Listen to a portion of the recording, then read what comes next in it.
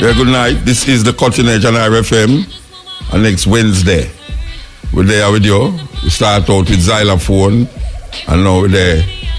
Tash and Kimani, they on the back side. You know, so we start a little feature upon the Stepping Razor 2 weeks now. The first one we play was about where poor people do, where rich people don't do. And the next one we play was who own the world. Well, we get some, I text them, call them now, WhatsApp. What are they? We get some message that say, we play back the who own the world on the cutting edge. Yes, them say we must play it back on the cutting edge, and if we can play it back again on the Stepping Razor, what do you want now? We're not going to play it back on the Stepping Razor, you know, because we have more for play in that slot that we designate for that, call it. So, here we're going to do. We're going to play back the who own the world one for those of you who never, well, the person who asked me must hear it. That's why they have to play it back. I guess them want to call somebody to listen to it. And then we play something else tomorrow. You understand? And we have a thing about Africa to play. Serious documentary about Africa. So we're there with you. What do you mean? This is the Cutting Edge. And you don't have to call 911. Yes, this is the Cutting Edge. We have on the line Joy. Joy, how you doing? Not too bad, thank you. All right. So we was talking in the day, I don't know if it's yesterday or today. It's yesterday, you know. It's yesterday, right? Yes. About your, what you call it, a symposium on the music, or you call it symposium, what you call it? I call it a workshop. Workshop, or not? That's yes, okay. Entertainment Administration Workshop. So you are the person who's going to give the talks at the workshop, or you have different speakers at the workshop? Myself, yes, and Keith Francis from Chalice Reggae Band and representatives from the CMOs, Jam Copy, Jacob Jams. All right. There presenting. I could tell the people them what we're talking about here. You can, all right, just tell the people them what we're talking about, because we start off and don't actually tell what is it all about here. Yes, the Entertainment Administration for Jamaica's families and businesses to develop earnings. That's what the workshop that I'll be doing on Saturday coming is all about.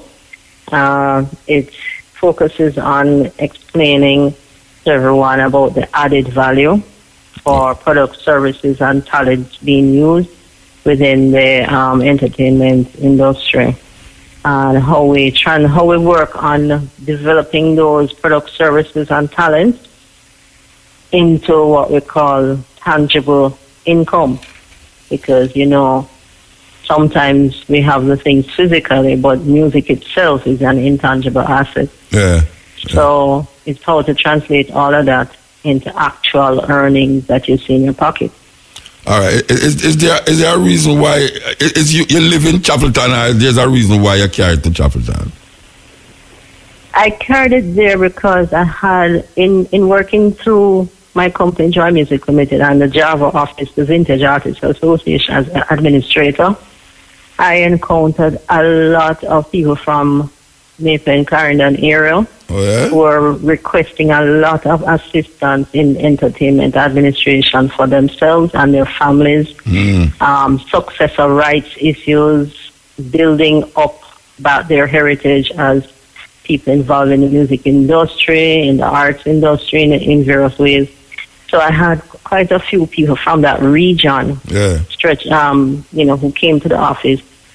And I actually decided to kind of, I got very, very, very excited of the possibility that they were asking me to come there. But more so because I had so many queries and so many concerns about the use of the rights in the industry. You know, how do we do these things with the agreements and the rights, you know, because we don't want to be fighting about it. So I had a lot of queries about that. All right, so look here. We just got through Reggae Month. Was there any workshops like this that was included in the Reggae Month? And like, I noticed that this is like outside of the Reggae Month thing, but you tried to present it in a reggae month context, or you just decide that you just do it separately, or how that work?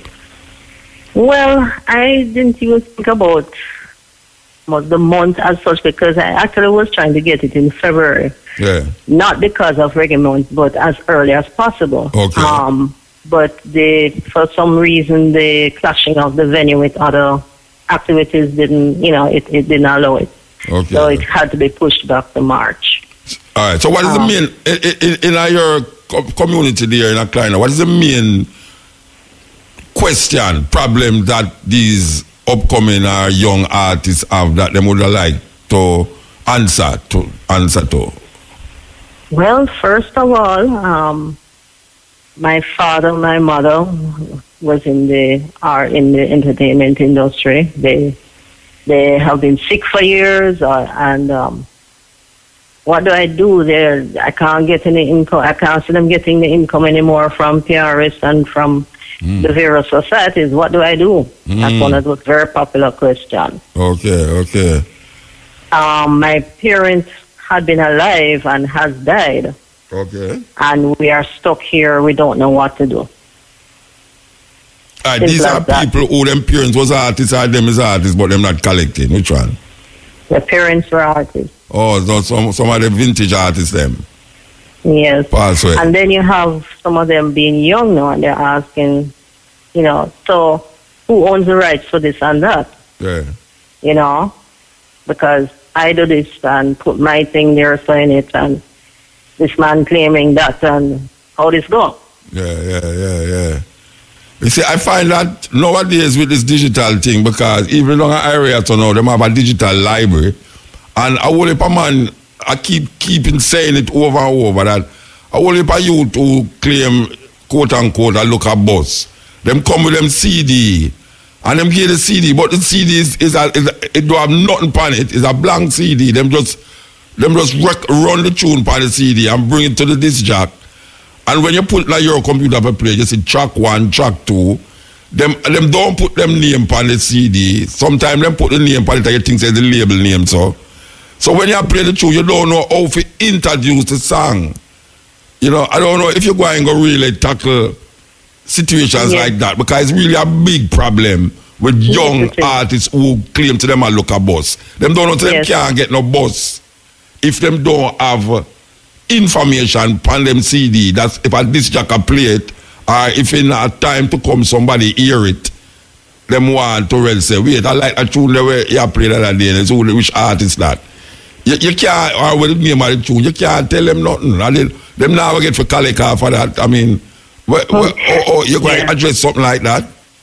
Yes, one of the main things that I will be speaking about is the codes, different codes that the various collection management organization for royalties, what they use, and how to embed it into the various master tracks before you finally save it when you've mastered it.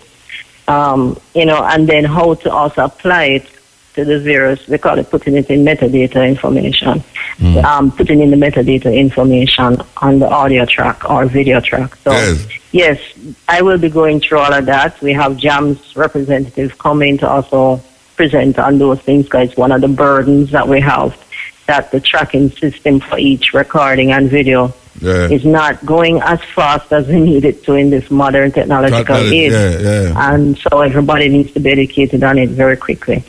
All right, so this is a workshop, Entertainment Administration for Families and Earnings through Visual and Performing Arts Royalties. Tell the people them when it's going to happen. Yes, Saturday, March 17, 2018. It's going to be at 37 Chapelton Road in Maypen, Clarendon.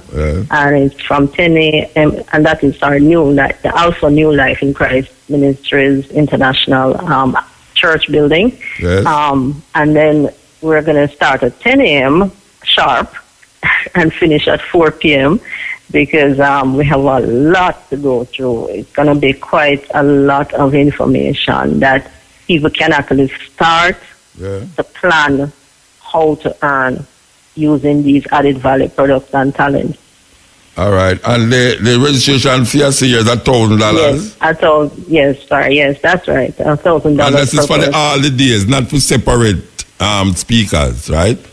That's just for the whole day. One fee for the whole day. Okay. And of course, people they'll have people there selling lunch, so they can always get a little lunch if they want. But all right. All right. If you're interested, you can call 870-5916 or 575-4554. This is the Entertainment Administration for Families and Earnings that will be held in Maypen this Saturday. A very important thing, and I find that most artists don't go to these things, you know. You send something for artists and the musician them, and when you're looking at the place, nobody in there a musician and nobody in there an artist, especially the so-called bigger artists them, who actually need the advice but refuse to take it until something lick them out, they know them find out, so them start to cuss and go on bad. So this is something for you. May I interject in one thing? The business community, I'd really love them to come out also along with all types of artists, not just musicians and engineers, people who write books, people who speak, people who are even narrators, people who are disc jockeys, show hosts, anybody. They all need to be there because there's an added value royalty for each one of those groups. Of course. Dancers, artists, graphic artists, and they all need to be there. And bank representatives, everybody, because we're going to go through the difficulties and also the right way to write up the paperwork for these types of collections and so on.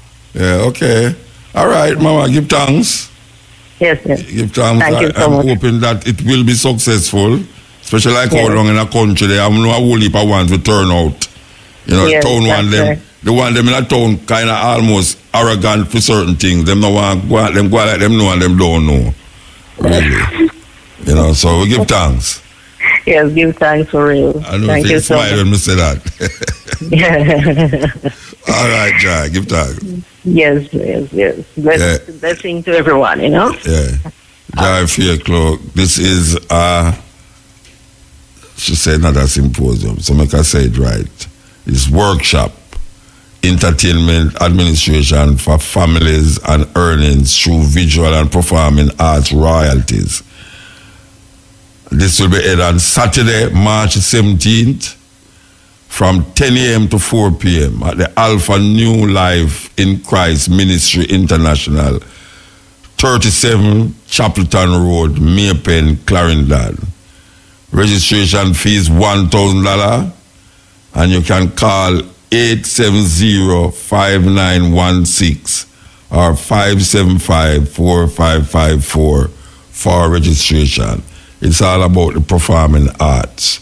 So, for those of you in the vicinity, or if you're not in the vicinity, you can check it out. Very important. Very, very important. This is the Cutting Edge. Yes, this is the Cutting Edge. We have on the line Jai. Jai, how you doing? Not too bad, thank you. All right. So we was talking in the day, I don't know if it's yesterday or today. It's yesterday, It's yesterday, right? Yes. About your, what you call it, a symposium on the music, or you call it symposium, what you call it? I call it a workshop. Workshop, or not? Yes, okay. Entertainment Administration workshop. So you are the person who's going to give the talks at the workshop, or you have different speakers at the workshop? Myself, yes, and Steve Francis from Chalice Reggae Band and representatives from the CMOs, Jam Copy, Jacob Jams. All right. There presenting. I could tell the people them what we're talking about here. You can, all right, don't tell the people them what we're talking about, because we start off and don't actually tell what is it all about here. Yes, the Entertainment Administration for Jamaica's families and businesses to develop earnings. That's what the workshop that I'll be doing on Saturday coming is all about. It focuses on explaining to everyone about the added value for products, services, and talents being used within the entertainment industry, and how we work on developing those products, services, and talents into what we call tangible income, because, you know, sometimes we have the things physically, but music itself is an intangible asset. Yeah. So it's how to translate all of that into actual earnings that you see in your pocket. All right. Is there a reason why you live in Chapelton, or there's a reason why you carried to Chapelton? I carried it there because I had, in working through my company, Joy Music Limited, and the Java office, the Vintage Artists Association, as an administrator, I encountered a lot of people from Maple and Clarendon area who were requesting a lot of assistance in entertainment administration for themselves and their families, successor rights issues, building up about their heritage as people involved in the music industry, in the arts industry, in various ways. So I had quite a few people from that region, who came to the office. And I actually decided to kind of, I got very, very, very excited of the possibility that they were asking me to come there. But more so because I had so many queries and so many concerns about the use of the rights in the industry. You know, how do we do these things with the agreements and the rights, you know, because we don't want to be fighting about it. So I had a lot of queries about that. All right, so look here. We just got through Reggae Month. Was there any workshops like this that was included in the Reggae Month? And like, I noticed that this is like outside of the Reggae Month thing, but you tried to present it in a Reggae Month context, or you just decide that you just do it separately, or how that work? Well, I didn't even think about the month as such, because I actually was trying to get it in February. Yeah. Not because of Reggae Month, but as early as possible. Okay. But for some reason, the clashing of the venue with other activities didn't, it didn't allow it. Okay. So it had to be pushed back to March. All right. So what is the main, in your community there in Atlanta, what is the main problem that these upcoming or young artists have that they would like to answer to? Well, first of all, my father, my mother was in the entertainment industry. They have been sick for years, and what do I do there? I can't get any income. I can't see them getting the income anymore from PRS and from the various societies. What do I do? That's one of those very popular questions. Okay. My parents had been alive and has died. Okay. And we are stuck here. We don't know what to do. These are people who them parents was artists, or them is artists, but them not collecting. Which one? The parents were artists. Oh, so some of the vintage artists them. Yes. Password. And then you have some of them being young now, and they're asking, so who owns the rights for this and that? Yeah. Because I do this and put my thing there saying it, and this man claiming that, and how this go? Yeah.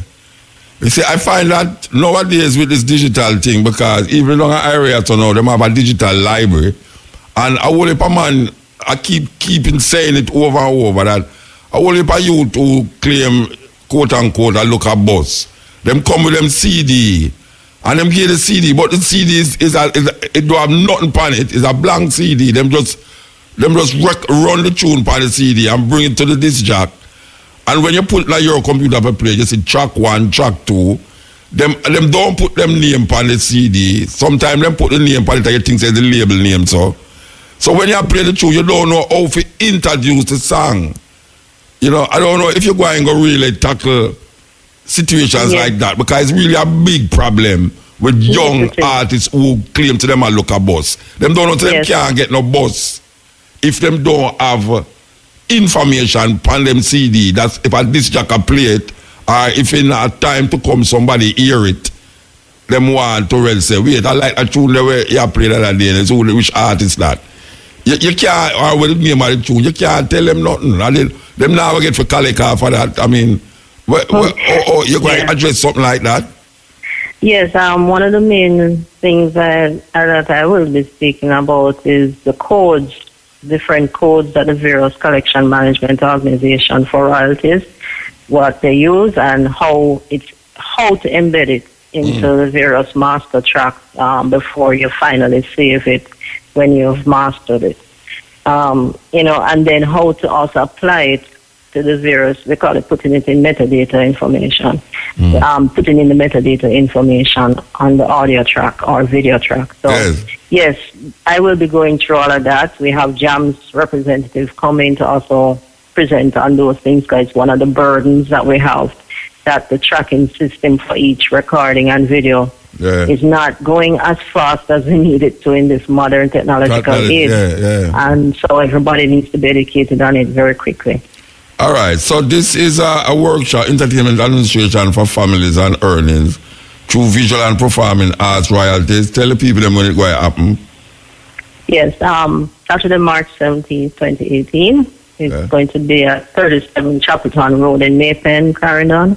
And it's from 10 a.m. And that is our New Life, the Alpha New Life in Christ Ministries International Church building. And then we're going to start at 10 a.m. sharp and finish at 4 p.m. because we have a lot to go through. It's going to be quite a lot of information that people can actually start to plan how to earn using these added value products and talents. All right. And the registration fee is $1,000? Yes, that's right. $1,000. And this is for all the days, not for separate speakers, right? That's just for the whole day, one fee for the whole day. Okay. And of course, they will have people there selling lunch, so they can always get a little lunch if they want. But, all right. All right. If you're interested, you can call 870-5916 or 575-4554. This is the Entertainment Administration for Families and Earnings that will be held in Maypen this Saturday. A very important thing, and I find that most artists don't go to these things, you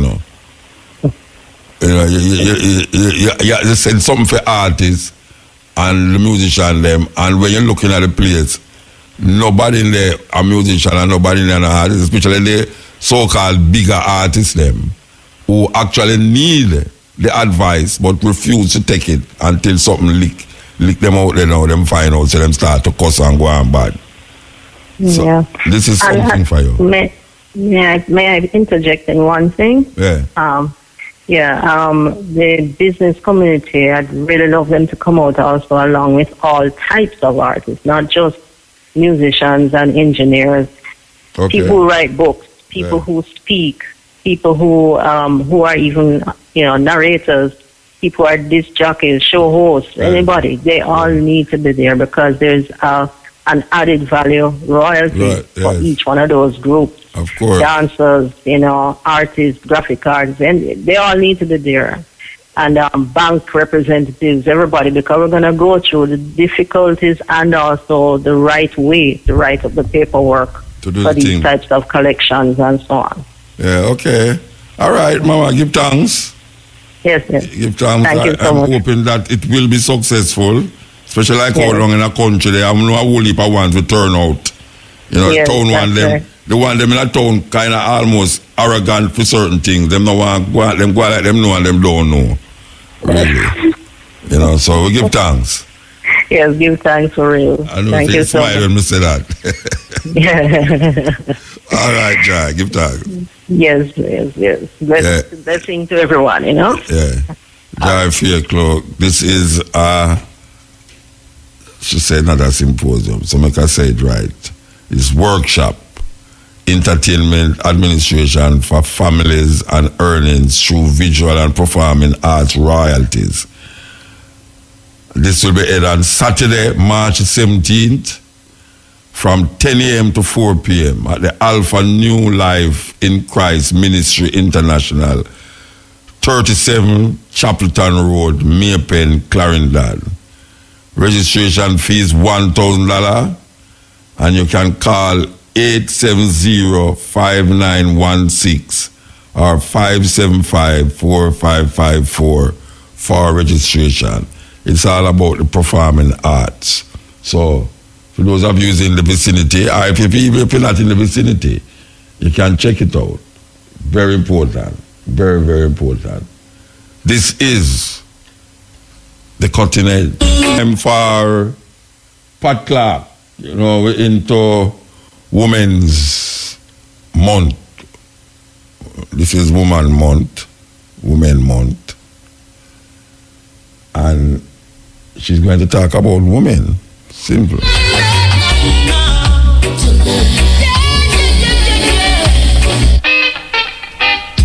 Welcome to Jamaican Roots and Culture. I'm Pat Clark. March 8 is observed annually as International Women's Day. And this week in Jamaican Roots and Culture, we'll explore the role of women in the fight against slavery. With a woman's love, a man can move mountains. The role that women played in the emancipation movement in Jamaica is a story largely untold. Did you know that it was a woman who threw the first stone at the enslavers during the Morant Bay Rebellion? Why did women like Nanny and millions of other Akan and Igbo women captured from parts of West Africa, such as the Gold Coast, put their lives on line in the struggle for freedom? The obvious reason is that slavery was one of the greatest crimes against humanity. Enslaved women were subjected to various forms of exploitation. They were exploited physically, emotionally, and mentally. These forms of exploitation caused them to launch a desperate struggle for liberation. As field laborers, plantation owners placed great physical strain on enslaved women, and drivers and overseers subjected their bodies to severe beatings. Enslaved women were open to sexual exploitation to a far greater degree than enslaved men. No laws prevented male enslavers from claiming violent access to enslaved women's bodies, so white men not only raped them, but along with their female enslavers, sold their bodies for organized prostitution. Thomas Thistlewood from Lincolnshire, who owned and managed properties in Western Jamaica, provides the best example so far of a slave-owning rapist. We know about him because he left detailed journals, over 10,000 pages, that revealed that he sexually abused practically every enslaved female located on Vineyard Pen, Breadnut Island Pen, and Egypt sugar plantations during the years 1751 to 1786. Betty, Chrissy, Hago, Juba, Marina, Fiba, his concubine for 33 years, and Sylvia were among those he raped. Indeed, exploitation in the fields and factories and sexploitation in enslavers' households provided the context for women's emancipation struggles. Running away was a common form of removing the body from the site of the oppression, and the records are full of examples of maroon women. Nanny, of course, is best known to Jamaicans, but there were others. Abigail and Mary, Congo Sally were a few who would not be confined to Thistlewood's property despite severe punishment. Sally, in whom Thistlewood had a sexual interest, was a strong survivalist character who ran away constantly despite the consequences. As a result of the fact that their bodies were targets in the enslavers' efforts to control them, enslaved women used their bodies in addition to their voices and minds in the Emancipation Project. They did so despite the physical consequences of such actions. Enslaved women raised their voices in liberation songs and used their voices to curse those who brought them to a slave auction or oppressed them generally. In her book entitled Harmony, author Mary Gaunt gave an account of the experience of Maria, who was wrongfully enslaved and shipped to Jamaica and brought to a St. Anne enslaver. She resisted both the Middle Passage and her sale. Gaunt wrote of the way in which Maria used her voice and body language to abuse her purchaser and his colleague, and registered her views about the injustices of her capture, shipment, and auction. Enslaved women petitioned attorneys to get unpopular or particularly harsh overseers dismissed, and they also went on strike in order to force compliance with their wishes. Strikes were also resorted to when customary allowances such as time to work provision grounds and to go to the markets were reduced or withheld. Women practiced gynecological resistance, especially after 1807 when the slave trade was abolished. Armed with the knowledge that no new captives could be imported and that only they could prolong slavery by bearing future workers, enslaved women sought to free their enchained wombs, using every herb at their disposal to abort pregnancies that, despite their best efforts, occurred. Enslaved women in Jamaica played active roles in armed rebellions. Many of them were involved in the conspiracies and violent outbreaks. Mary Ann Reed is the most important female figure implicated in the 1824 slave conspiracy located in Hanover. The mere fact that Jamaica has a national heroine, Nanny of the Maroons, is a powerful indication that Jamaican women are strong and will do whatever it takes to gain and maintain the human rights and civil liberties that they deserve. And now, to end Jamaican roots and culture, here is a wise quotation from the Black diaspora. The cost of liberty is less than the price of repression. W.E.B. Du Bois. For Jamaican Roots and Culture, I'm Pat Clark. Yeah, that's a powerful 5-minute piece from Pat Clark about women.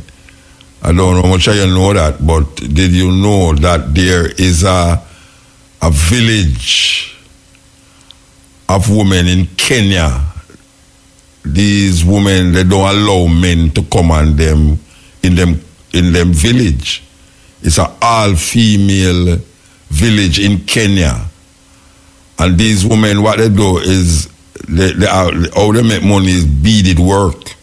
They do beaded works and sell it to tourists. But how it start out is that, you know, they still have genital, well, we could call it circumcision, female circumcision in Africa, India too. And opposing it, they decided that they would run away from the village where the men them is and set up them own thing. And for all the women them who get beat up by them man and all them things, them run go to that village and them don't allow man to go down there. Yeah, man, in Kenya, I don't remember the name of the group, a woman, but it's a I mean, we are talking about today as we speak, there is a community in Kenya with peer women. Them don't allow men for coming out of the village because of the things them that has been done to them, whether by tradition, cultural tradition, or by just abuse. So, yes, it's a serious thing. This is the cutting edge. We're there with you. Only in the rock, exalting the female. That is something where religion don't do. Exalt the female. Okay, so we'll tell you, say we'll start a little thing on Stepping Razor for 2 weeks. And we play 2 clips. We call it Click the Clips. Click the Clips. That is what we call it. So we played last week. We played this about who own the world, and we get some call to say, Muta play it back on the cutting edge, and play it back next week on the Stepping Razor. Well, one thing we're not gonna do definitely, we're not gonna play it back on the Stepping Razor, because we have others to play, but we will oblige the listeners, for those of you who heard it before and want to hear it again, we want to play this clip. Very, very interesting. Listen to it. Very interesting. Okay? All right. So here goes now. Hey, 42 here. In Athens, in the state of Georgia, there is a tree that owns itself. This tree is the only tree in the world that is the legal landowner of the land it lives upon. Having fond memories of the tree when growing up, the landowner William H. Jackson wanted to protect the tree forever. So in the early 1800s, he went to court and transferred the deeds for the land in an 8-foot radius around the tree from himself to the tree. To this day, the legality of the tree's property rights have never been questioned. Planet Earth has 57 million square miles of land, or 36 billion acres. And until the day comes when we set foot on other planets, that's all the land we have. Land, therefore, is the most limited commodity we have. Thus, it comes at a great price. As the population increases and more homes are needed to house the next generation, the demand for land increases. In the past 10 years alone, land prices have trebled in some countries. But who owns the world? And I'm not talking about power or money, but the actual earth you stand upon. From the wilds of Alaska to Mongolia, who really owns the dirt and gravel beneath your feet? And more importantly, who owns your house and the land it sits on? Is it really you? Or is it in fact the bank, the government, or some kind of landed gentry? Let's start with America and its 2.3 billion acres of land across 50 states. The biggest landowner in America is cable billionaire John Malone, who owns a staggering 2.2 million acres. He owns enormous ranches in Wyoming, New Mexico, and Colorado. Oh, he also owns Humewood Castle in Ireland because he thought it was pretty. Malone is closely followed by Ted Turner, who owns 2 million acres of American land across 7 states. He is a media mogul who founded CNN. Turner's land includes 14 ranches, 28 homes, and the world's largest herd of privately owned bison. He also has 4 girlfriends. He spends a week with each one per month. Because if you're a 78-year-old billionaire who owns a massive chunk of America, then why the hell not? An Englishman's home is his castle. No matter how big or small, your humble abode is yours, and no one can ever take it away from you. Or can they? And come to think of it, is it really yours? If you own your home via leasehold, then you have 0 right to the ownership of your property or its land. Absolutely none. You are simply renting the property and have decided to pay for the next 99 years' rent up front. The freeholder is the true owner of the land and everything upon it. He or she is your landlord for the next 99 plus years. If you are wealthy enough to own a flat or even a house in London, then you probably don't actually own it or the land. This guy does instead. 26-year-old Hugh Grosvenor, the 7th Duke of Westminster, who owns about half of London. He is worth over £12 billion, making him the richest person under 30 years old in the world. And you are simply renting from him for a very, very long time. But what if you do own the freehold to your property? And what if you've paid off your mortgage with no interference from the bank? Then you must be the one true owner of your castle and its land. Well, not quite. I'm sorry to burst your dream of setting up your own country in your back garden, but you don't truly own any land. In fact, not many people do. There's a centuries-old doctrine of law called absolute land ownership, which is fuzzy at best, but it means that you may hold the right to a piece of land and its title, but you don't absolutely own it. In most countries, the government owns the entirety of the land in that country.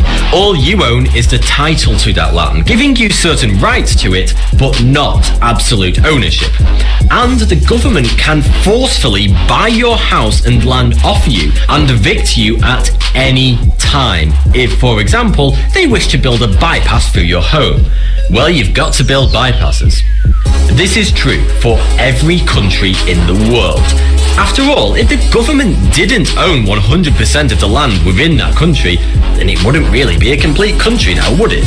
It would be Spain minus all these little plots of land where people have purchased property. Each property owner would essentially own their own little country, and maps of the world would get really, really complicated. So, countries just have to own 100% of their land in order to create and enforce laws within their boundaries. But in truth, there is no such thing as outright true land ownership. The laws surrounding land ownership are really messy, and they change completely depending on which country you're in. In reality, you have essentially paid for some rights over a piece of land, but your rights to the land are overlapped by the rights of other bodies, such as the government and the monarchy, if there is one. Speaking of monarchies, that's when things get really complicated. For example, in England, the absolute landowner is not the government, but the Crown, an independent body who acts on behalf of Her Majesty the Queen. Queen Elizabeth II owns every square inch of land of the United Kingdom. When you buy a property in the UK, you are simply put on a map called the Land Registry to identify that you own the title to that plot of land. In reality, you don't own the land, you hold it. You are a tenant of the Crown. If you were to really buy that land outright, then you would have to draw up a sales contract between you, Her Majesty the Queen, and the government, who have certain historic legal ties with the Crown. But that would just be one less place for Elizabeth to drive her Land Rover and walk her corgis, so I don't think that's going to happen. One element of the law that exemplifies the fact that you don't actually own your own land is that if you strike oil on your private land in the UK, you have no rights to it. The Crown automatically owns oil or other valuable minerals found below private properties, and all you're entitled to is compensation to replace the soil once all the oil has been extracted and sold for lots and lots of money, none of which you will ever see. But the British Isles is not all that Her Majesty the Queen owns. Far from it. As a matter of fact, Queen Elizabeth II is the largest landowner in the world by a large margin. The Queen owns 1/6 of the Earth's land. And she is the only person in the world that owns entire countries. Queen Elizabeth II owns 6.6 billion acres of land, and she is head of state of 16 countries, collectively known as the Commonwealth realm. She owns the entire countries of Canada and Australia, which are the 2nd and 6th largest countries in the world, respectively. The Queen's total land holdings are worth an estimated £25 trillion, which makes her, by a considerable margin, the wealthiest person on the planet. But it's not quite as simple as that. She is more of a ceremonial owner of said countries. While she does technically own the land, the individual countries' governments have ownership of the titles of the lands, and they profit from it. The Crown doesn't actually see any profit from much of its land holdings. Because of this, the Queen's actual estimated wealth is somewhere around £275 million. I mean, that's not to be sniffed at, but it's rather measly for somebody who owns 1/6 of the planet, excluding oceans. She also owns a drive-through McDonald's in Slough, because why not when you're Queen? But, symbolic or not, she is undoubtedly the world's largest landholder. So, who then is following in her footsteps? Well, that would be King Salman of Saudi Arabia, who inherited the Kingdom of Saudi Arabia after the recent death of his half-brother, King Abdullah. He owns 553 million acres in total, just 8% of what the Queen owns. But those 553 million acres are rich in oil, which gives the Kingdom of Saudi Arabia a GDP of $646 billion. At number 3 on the landowner list is none other than Pope Francis. The Pope owns the Vatican City, which is its own nation state. But isn't the Vatican City also the smallest country in the world? Yes, it most definitely is, at just 108 acres. So then, how does that make the Pope the world's third largest landowner? Well, the Roman Catholic Church actually owns 177 million acres of land worldwide, which means that the Pope owns 177 million acres of land. That of course includes every one of their religious institutions, dioceses, and the Vatican-owned embassies to the Holy See, which are in 81 countries.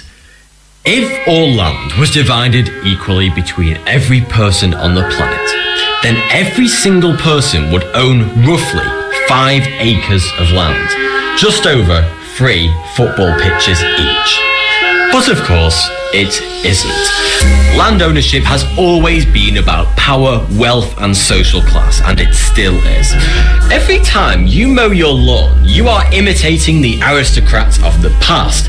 In a very figurative sense, of course, because wealthy aristocrats definitely didn't mow their own lawns. You see, the reason that lawns were invented in the first place was to show off and demonstrate power. It was a way of saying, hey, look everyone, we're so rich we can afford to own and maintain vast areas of land which we have no real use for. But look, isn't it impressive, with its shrubberies, mazes and fountains? Yes, lots and lots of fountains. In medieval times, 100% of the land your average person owned was used to either build upon and live in, or to grow food to feed your family. Most people would starve if they decided to grow topiary instead of cabbages. You can't eat topiary. I've tried. So, wealthy kings, princes, lords and ladies would purposely clear all trees from their excessive areas of unused land and grow grass upon it instead, creating a meadow or lawn. This served 2 purposes. Firstly, it was now far easier to spot people trying to invade their castle, and secondly, they could now show off how much spare land they had lying around. This was even more impressive back then, because, of course, the lawnmower didn't exist. Neatly trimmed grass lawns had to be painstakingly cut by hand by servants wielding scythes and shears. The Palace of Versailles is a prime example of this showy offering. Even with modern gardening tools, the amount of money, time and manpower that goes into maintaining a garden this stunning is rather impressive. The trend of maintaining lawns to impress others has continued throughout the centuries, and although the lawns have become significantly smaller with an ever-increasing population, your neighbour will probably still sneer at it if you don't keep it nicely trimmed, because this medieval tradition has become ingrained within our culture. But who cares if it's exorbitant and completely unnecessary? You are the king of your castle. And okay, you don't actually own your castle, but who cares? Get out there and mow your lawn. So, it's a very interesting argument about this land thing, where I'm saying the reason why these Europeans create this idea of land is to show off them land. You know, in Africa, most of the land is used to plant food or build house span. You know, but as you can see, we have adapted a lot of the European way of logics. So they have these big land with only a fountain pan it just to show off. And then they get Africans who they turn into slaves for really keep the land manicured and pedicured and all the cure that them can find. Very interesting about the Queen owning of the biggest landowner in the world.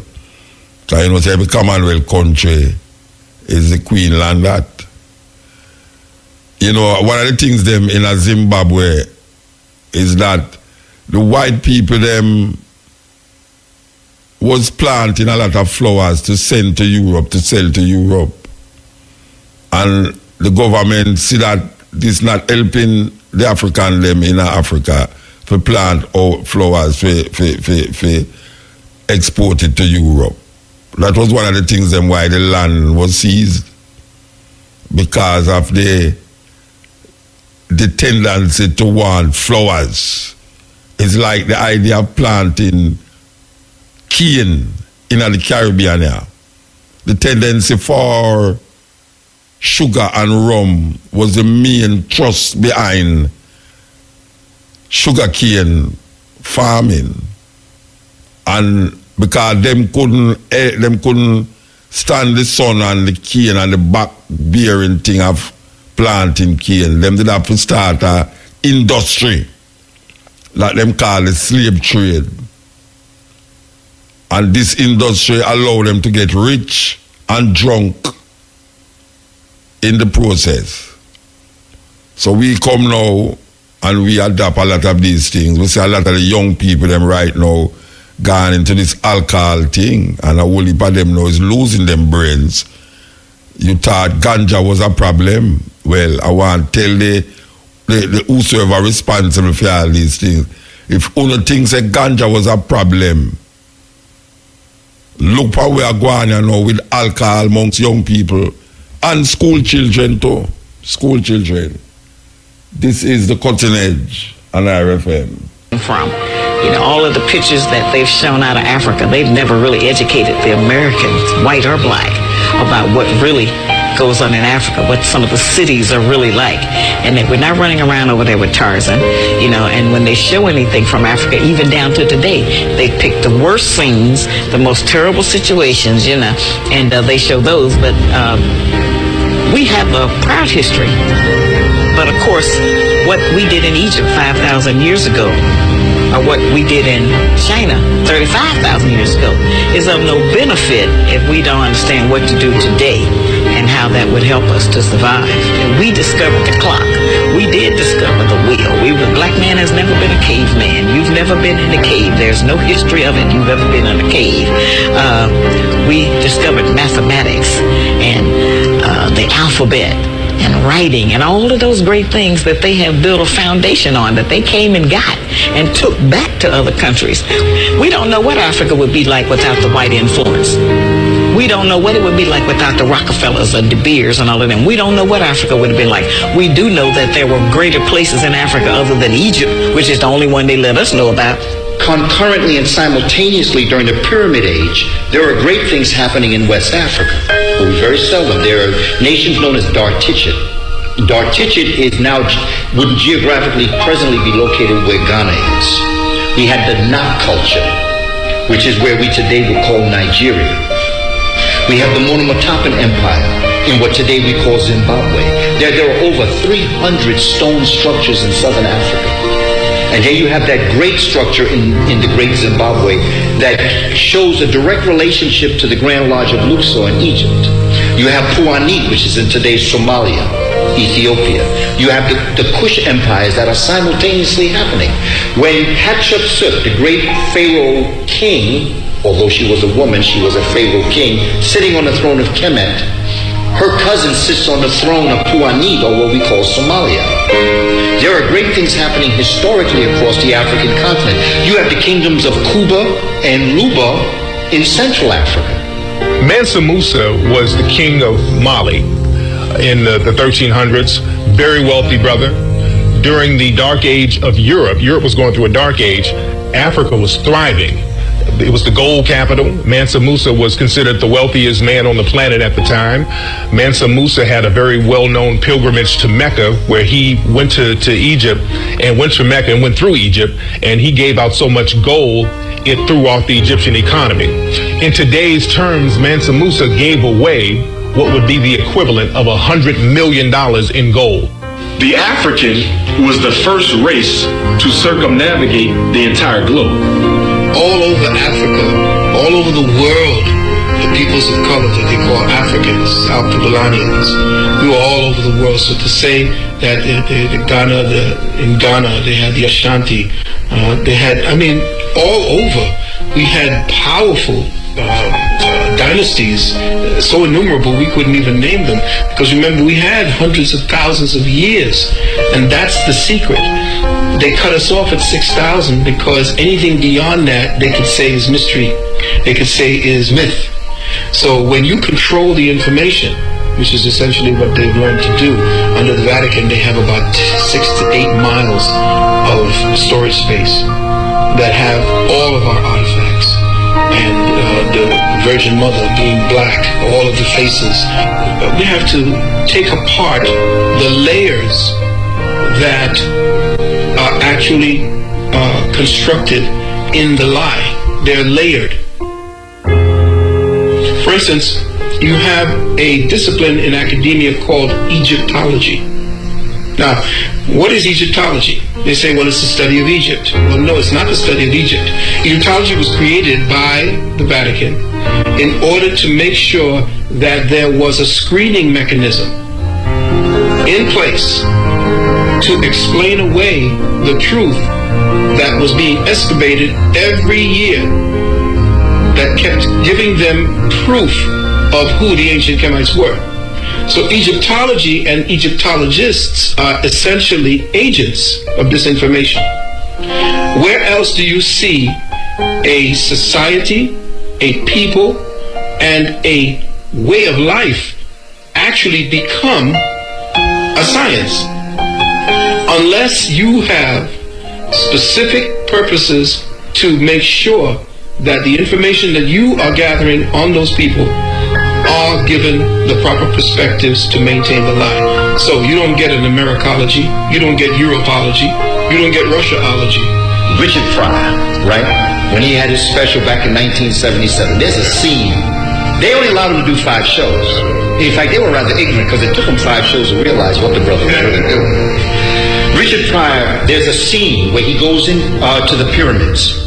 And he is carrying the bags of the archaeologists and the anthropologists who are of European descent. And they're talking amongst themselves about what this find is and its importance, the greatness of it.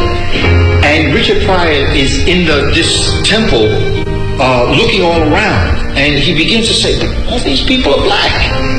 He said, look at that guy over there. That guy looking like my uncle. And he's just, it's humorous.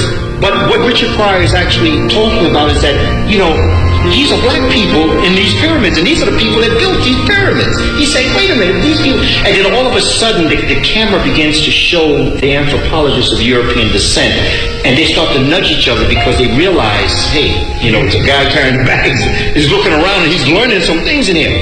So very quietly, you see them backing out of the pyramid, right?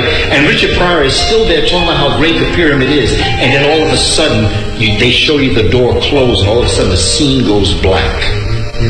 Which means that was the blackout on the information for black folk to understand their history.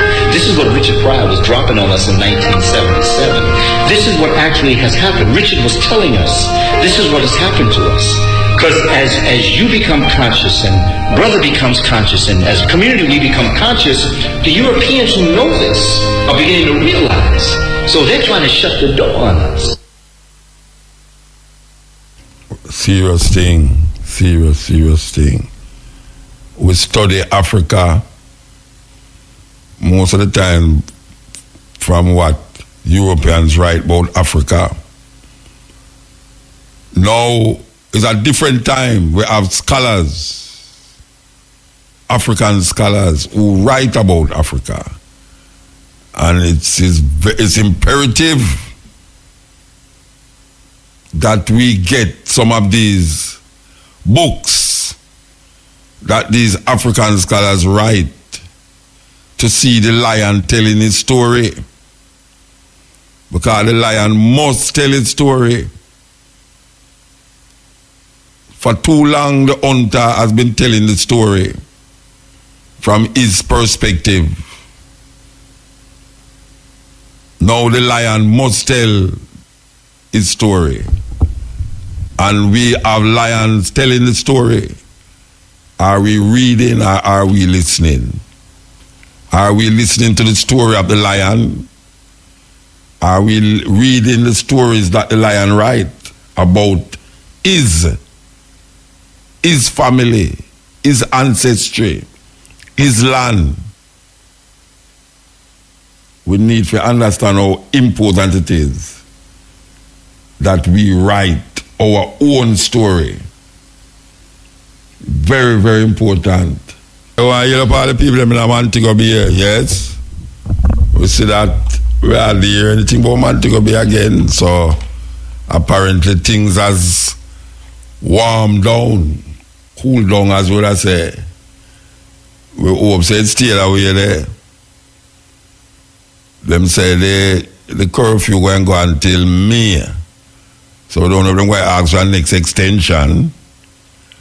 But it is just nice if the man them take the couple of months where happen here so and just rethink them position in life. Rethink how them see life. Rethink how them view life. Not only for them life, but other people life. Because we're all connected. There's one life, different manifestation. We're tired to say that. But we need someone to sit down and think about them situation over the period of time when them now get involved with murdering people. You know? The soldier and the police them need to find the gun them though. Yes, because if you don't find the gun them and the gun them hide up, when you're not gone, the man them go back for them gun, it just so. I don't know, I think the most important thing is to find the gun them. You know, so we see the people them kind of more relaxed now and not so tense. We give thanks to that. Give thanks to that. Okay, so we're going to play this. We're going to play this poem here. You know, we want to yell up. I mean, I'm not listening still, but anybody who know Larry McDonald, we want to yell him up. We want to yell up Larry McDonald, you know. Drive from New York, come to Connecticut, Fitzy. Give thanks to that. We love how that go because the first brethren ever put music with my poem them, I would perform them. First music, we sold out Liquor Theatre quite a few times, Larry McDonald and Truth. While Patsy Ricketts was a dancer at the time, and I was a poet at the time. We see Larry McDonald move on and play with Gil Scott Heron, great poet. Our people don't know that Gil Scott's father was a Jamaican. Larry McDonald, a Jamaican, went on to play percussions for Gil Scott. And then we see Larry McDonald have an album that we are featured on. So why you love Larry McDonald who come for really check you out Saturday, gone in a Connecticut. Why you love all the people them in a Connecticut who come out in the freezer. I tell you, snow like worries. Snow stuck on top of the sidewalk. Everywhere we turn, we see snow. Yes, I know how people come if come find out if we really coming at the store without shoes. Because that's all we can see. Pure, what they call it, pure cell phone turned to the phone. You can just imagine how much of them depend on the social media now. So he really come up here without shoes in the snow, yeah. That's how it go. Anyway, the reason why we are talking about Larry McDonald is because him come at the thing, and Larry McDonald have a history with poets. You know, myself, yeah.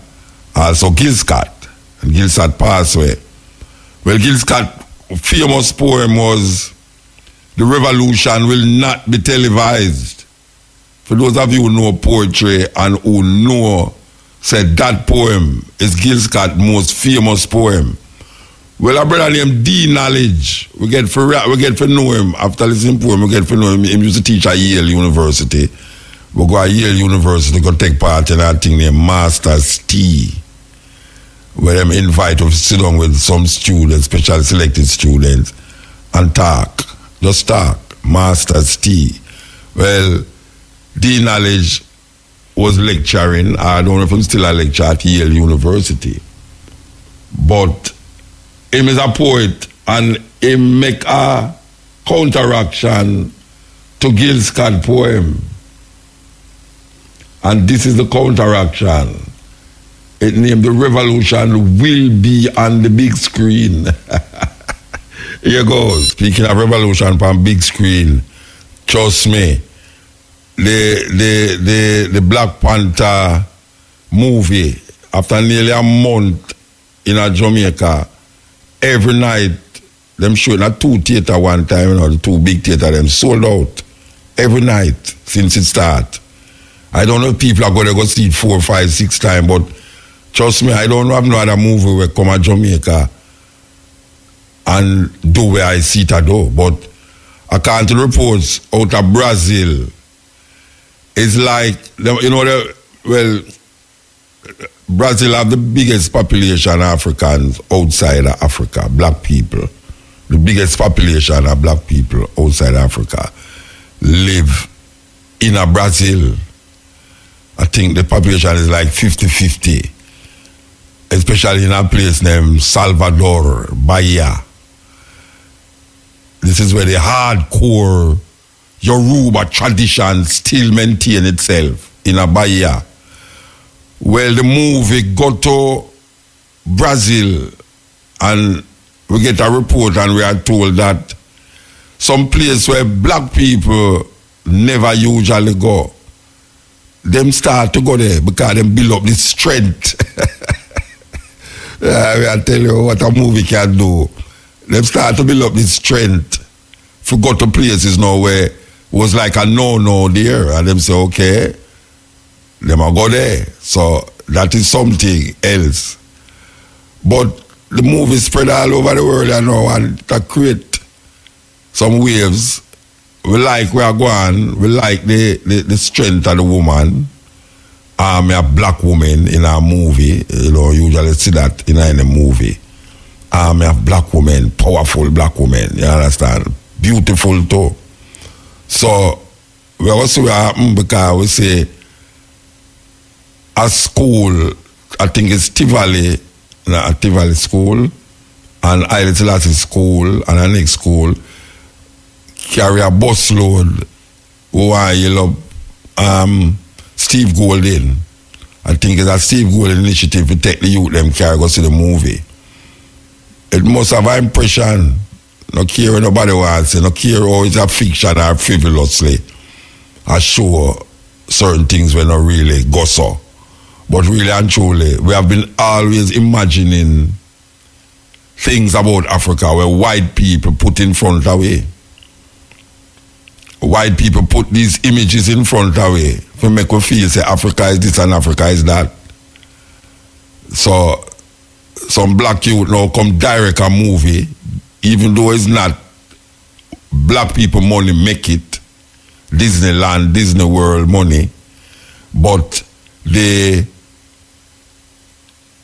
end result of it, the visual manifestation of it, is African people, black people, passes on to a younger generation now, because young people make it. Young people may talk about under 50-year-old, and it is really something else to see the intertwining and intermixing of the different African cultures that exist. For those of us who go to Africa, we can't tell, say that one is from that clothes is from there, that bead is from there, that is from there. You can't tell. So it's like a melting pot of different African traditions and African culture. May I read some things where some Christians I tell the people them say they mustn't make them pick me go see it because it's a devil worshipping. Why Christian are not easy, Christian are easy, I see when Christian ever tell the people them say the earth flat, as you have some people who claim say them intelligent. Actually I go along with this reasoning now and I show you point to point that the earth flat and there's nothing up in the sky. I mean really. This is supposed to be some intelligent people now start to buy into these Christian manifestation of ignorance. When all them come round and come and tell us the world flat, and you tell them about planets out there, they must say no planet no out there. The moon and the sun is the only thing. And when you look through a telescope, it's illusion and nobody never go up on Mars. I mean, I want to know what is the conspiracy that the Chinese, the Russians, the Americans and all the other people them who have space flight outside, we all know them have satellite. Well, these Christian people are telling you no satellite, not in the sky neither. But anyway, that is the point. That the point them that try to make is just that you see them Christian minded people start to tell people now so they must make them children see the movie because it is giving credence to some African paganistic rituals that is devil worship. That is what is being told to people even on the internet. Come and see some of them. And I said, look, here we go again. Here we go again. Here we go again. So, what does I say? Within the level of the consciousness, the revolution, the brother said the revolution will be on the big screen. It's not fear that way, trust me. You know, the eyes, what the eyes see, man, you see more than you hear. So, the greatest influence, if people are talking about things, not influence people and all them really. Look how long them tell about Santa Claus and white Jesus and all them something there. And them put that upon them television continuously and keep saying it and doing it. And it imprinting our consciousness to the point now where it can't come out away. No care how we say we're conscious. If we close our eye and think pan Jesus is a white Jesus we are think pan. All the black conscious Pan-Africanists them and what talk about Jesus. Close your eye, think pan Jesus. Think upon the manifestation, physical manifestation, is a why Jesus come up in your mind. A way as Rasta come clear that out now and say, look here, you close eye and think upon your Savior, you think upon a man, a black man from Ethiopia named Haile Selassie. Just simple. Well, people might find that stupid, is lack of education, all the things them want to say.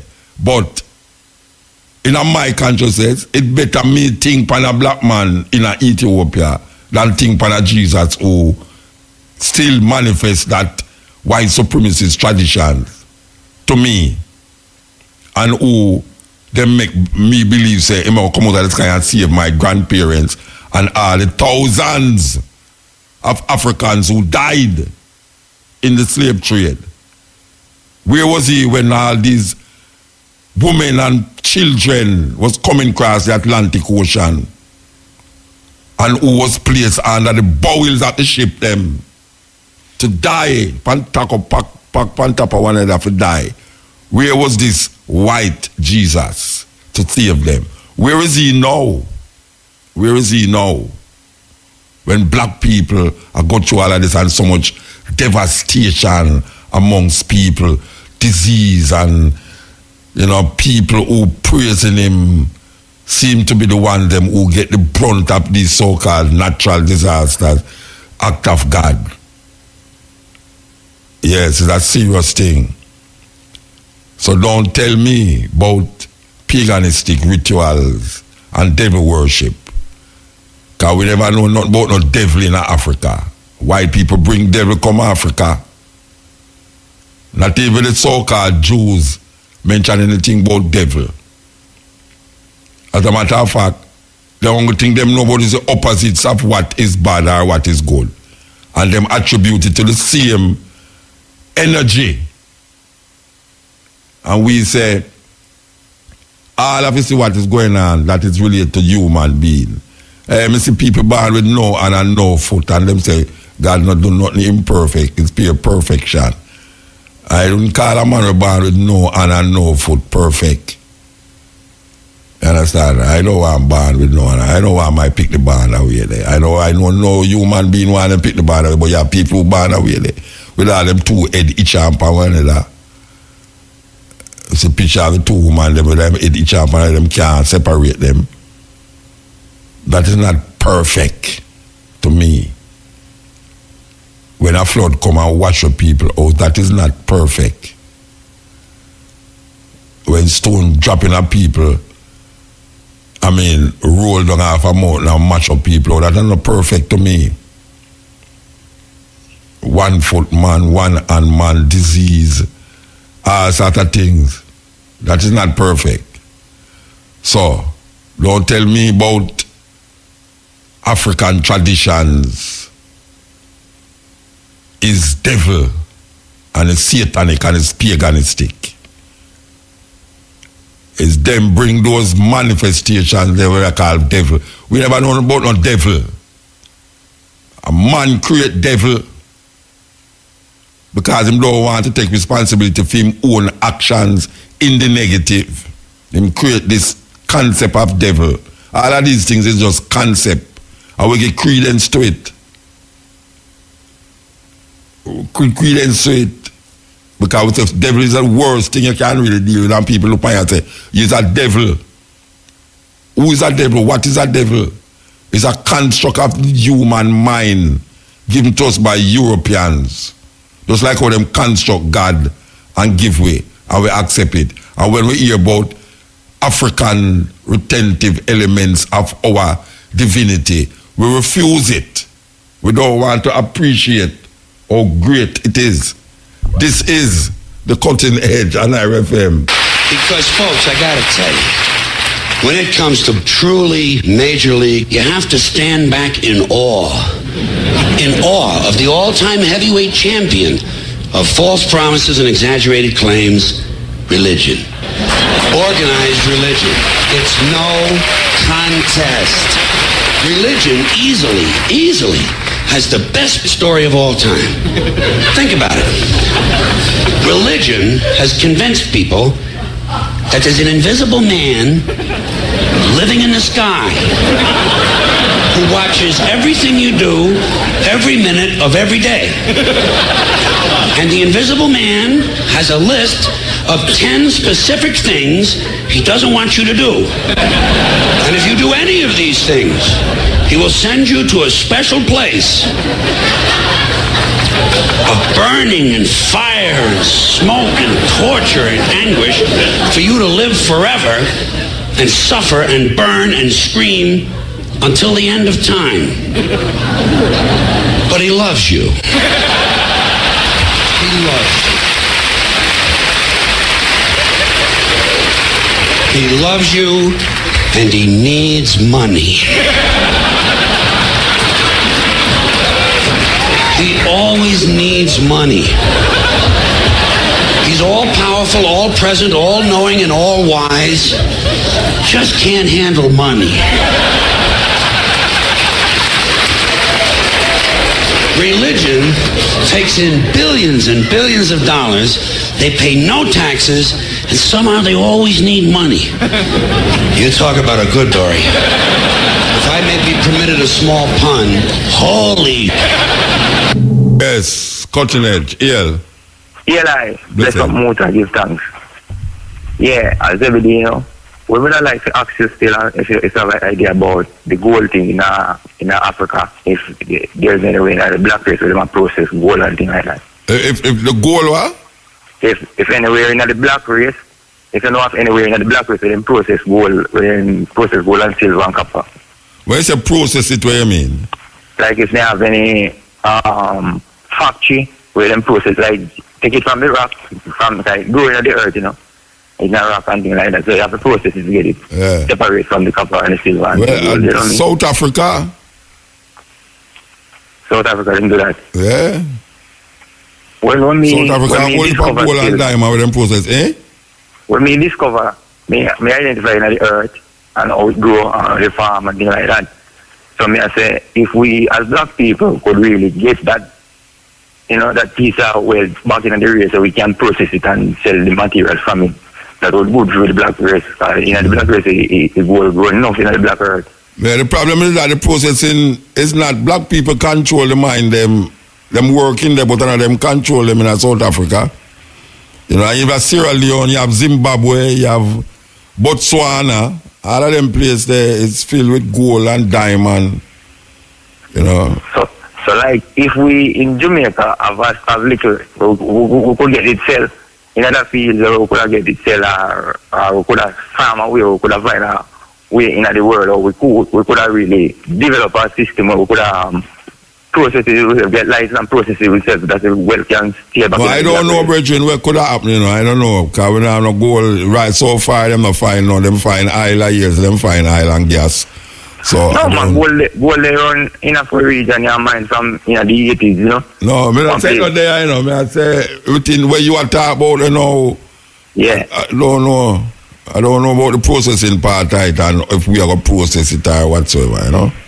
So I say, like, I have some, because I identify I have some, so if I could get somebody to say. You have some gold? Yeah.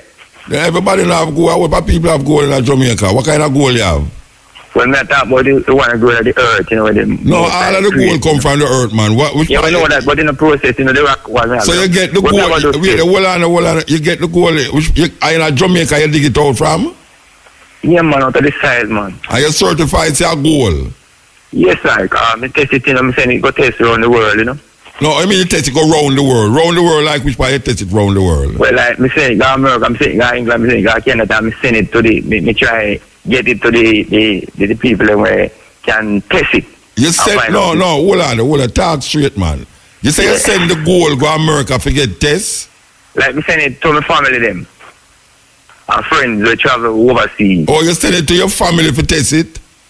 Like, me send it, go give people where have link, where can test it and find out if it is real. Because yeah. The thing about it. And them tell you say it's gold? Yeah. And them send it back to you? Well, they not to send it back. I'm saying if them have it, you know, that them can't really want to look into it and start it. So why you not sell it? Why you not sell it? Come again? Why you not sell it? Well, I say if I want to find a way how I could sell it, I will continue to sell it. What do you mean find a way how to sell it? You know, boy, man don't have buy gold, man. Yeah, but I mean, all them buy it and we have this is the raw material, you know, you need processing. Because the gold and the silver go together. You know? Well, maybe should I tell them to go to Fifth Avenue, which part of the world drew them there, and see if them will buy the raw gold without the process. Oh, well, I don't know what. Maybe should I tell your family them to check them. I only for Jewish jewelry store around in a Manhattan there, you know. Yeah, but the thing about it, you know, so, eh? The thing about it, you see, all right. It's when the process, you separate the gold and the silver. Me know, wait no man, me know where you talk about, you know, but when I say, all right, so now, me don't know nobody who will do that. And you say your family have it up there, so where am I going to do with it now? Because you have to go find somebody for process it according to you. So if somebody process it, what you want them to know? Can you have to go pay them for do that? What you going to do when you say them process it? No, well, if I find a person who buy the raw material, I will sell it like that. Then people now up there in like New York will buy it, man. The raw material. How much pound, how much carat, how much, sorry, but how big the gold is, where you find? I'm telling you how the gold. You see like when I burn a sand mine, or a malt pit, and also a malt in it, so you burn at the gold mine, I see you find the gold. No, me know what you find. Me say, how much you find, how much? Well, we pick it up at daily, you know. We can't just go start. Daily you find the gold, eh? Yeah, it's not the earth, that's not to say growing at the earth, naturally. No, Bridget, something where it grown up, I know which part gold come from, you know. Wait there. Eh? Me know where gold come from, you know. Me I say, the place where you find the first piece, you still have find gold there? Yeah, man, you can't take it out of it. So how much people know say it there? How much people know say it there? Well, you see, all right, let me tell you how I know say it there now. The white man, Bridget. Nobody carry me go around a bush, you know. May I ask you, not tell me say how you know say it there. You tell me say you find gold there every day. Yeah, me have it, yeah. So may I ask you now? Well, me not make nobody to know, you know, because people... So you want to know say the gold mine there. You want to know say it there. Well, I know me want to know it, you know. Me identified in my region because the other people them come around and I'm all right. So what me say? How much gold you find it so far? Since you say every day you go there go get some. Right now me have only a cocos bag. You have cocos bag of gold? Yeah. Me not start pick it up, you know. Every day me can pick it up. And you are the only one now of that cocos bag of gold? Yeah. Man, you're a multi-millionaire. Yes, right. Me I look market feet now. You look market for the gold? Yeah, I can identify the people around my region. Kind of them a mile and alone, you know, but me identify, I know it where it is. All right. So how much of the gold you send go give your family for find out if them can't get it processed? All right. Me I send couple pieces. All right. Alright, me send couple pieces go around, you know. Me give Andrea Williams some, you know. Me give her some, one him early in the last year. So go and study it. Like how big it is? It's like the whole in your hand, Miguel? You have small piece, just like our sand sphere. You grow small, you grow big, you grow medium size, you know what I mean? Okay. Alright, so all you know is your goal? Okay, no. Alright. Few years ago, from the region where I come from in the 80s, the mine in South of region in gold mine. From in the 80s where I go to school. You see that? Okay. Alright. Few years ago, them come around and say, the white man them come around, say, look, where them can identify a spot, where them can find gold, they identify the 40 year. You hear me? Yeah, man. Anyway, 1 or 2 people give them okay on them land. Who? And them 1 or 2 people. Give them okay upon the land? Yeah, because they say them look for copper. Yeah. They must, them, you know what I mean? So, 1 or 2 people give them okay on the land. So, them come against my land. And them do operation there. And mine from there. And I go there, stand up, and observe, and identify it. And the next day, I go there from 9 o'clock one morning and stay till 5 o'clock. And the next day, I go my outside and start picking it up over there. And from there, so now, I get to identify more and more. When them leave the spot where them was, then stay 1 month on it.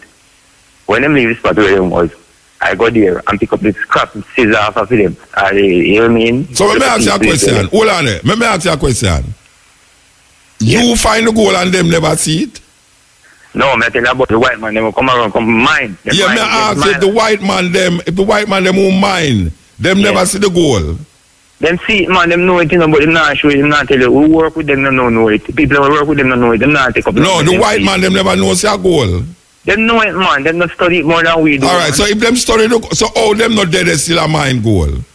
Well, them take it up and them take up them mine from more than one side. And them leave from 1 year to year because the time when them try to identify them use a copter to fly over the year. Brethren.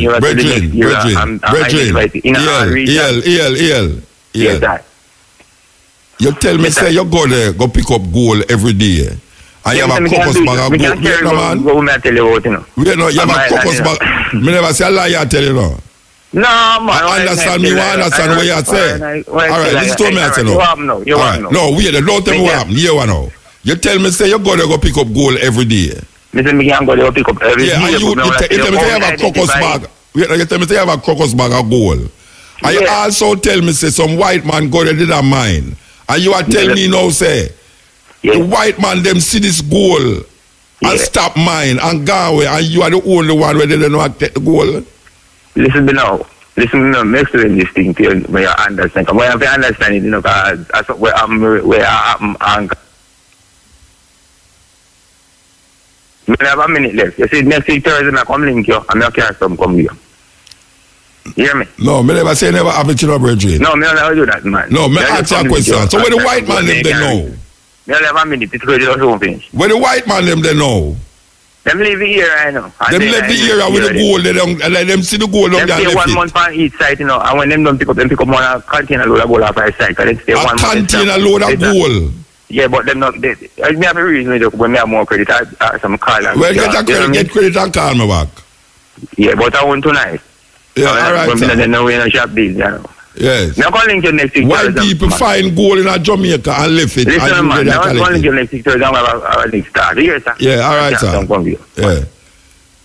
Yes, them store there. Big. A big store them there, you know. That's right up on the headline, man. Man have a crocus bag of gold and process. Some white man dig it up. Them left the area and left the gold there. A serious thing. Yes, yeah. Blessed love, Mutabaruka. Blessed man. Oh, good thing that you can do, man. Eh? Oh, good thing that you can see him serious, man.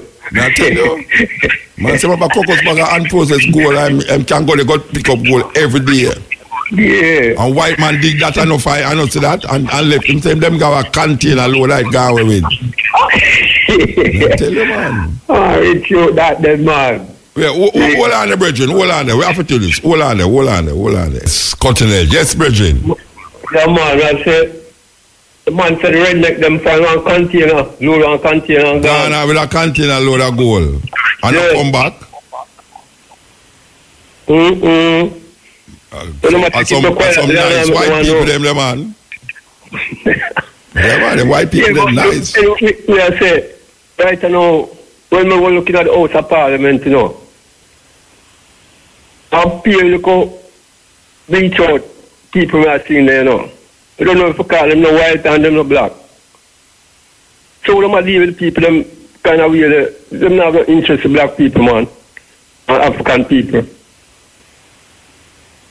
I look at this one around kill people, them, and I disrespect them, so. Who? Alisha. What's about Alisha? Oh, I met them, I disrespect the people, them, so, man. Why them I disrespect the people them so? I know I'm paying them the more than government. Them can't disrespect anybody where them want disrespect. Them name government. Are them are the government or them are the worker? Well, whether you want to work or not, them are the government. I don't know which system them are work for, but so what? And the people are the majority. The people are the majority, but the people are the government. The people them are work for. Well, that's how we think.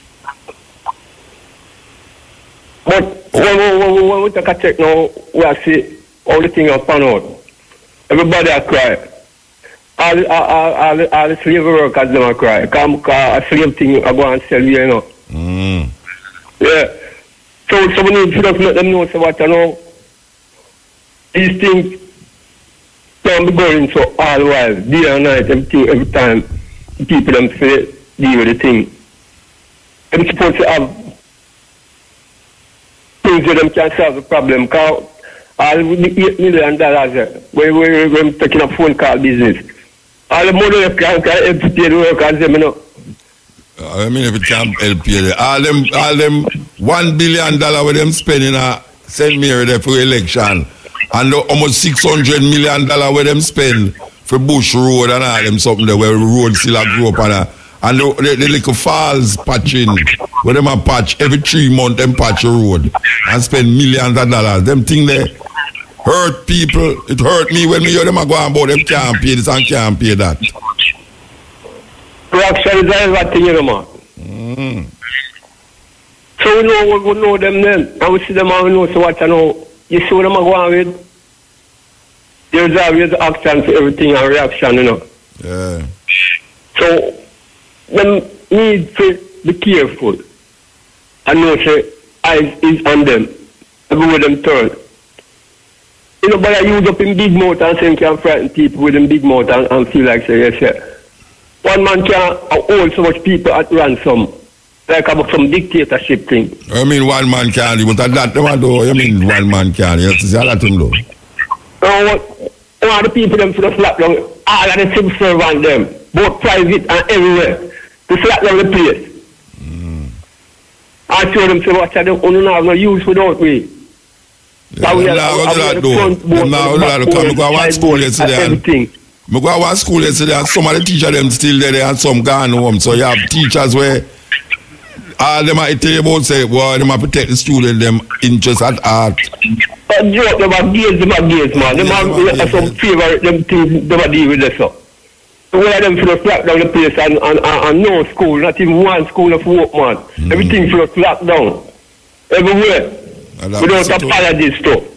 You see, that who have exam or no exam or nothing. Because most of them look think that I just pay a colonial system and pop up in the youth. Exam thing a joke business that.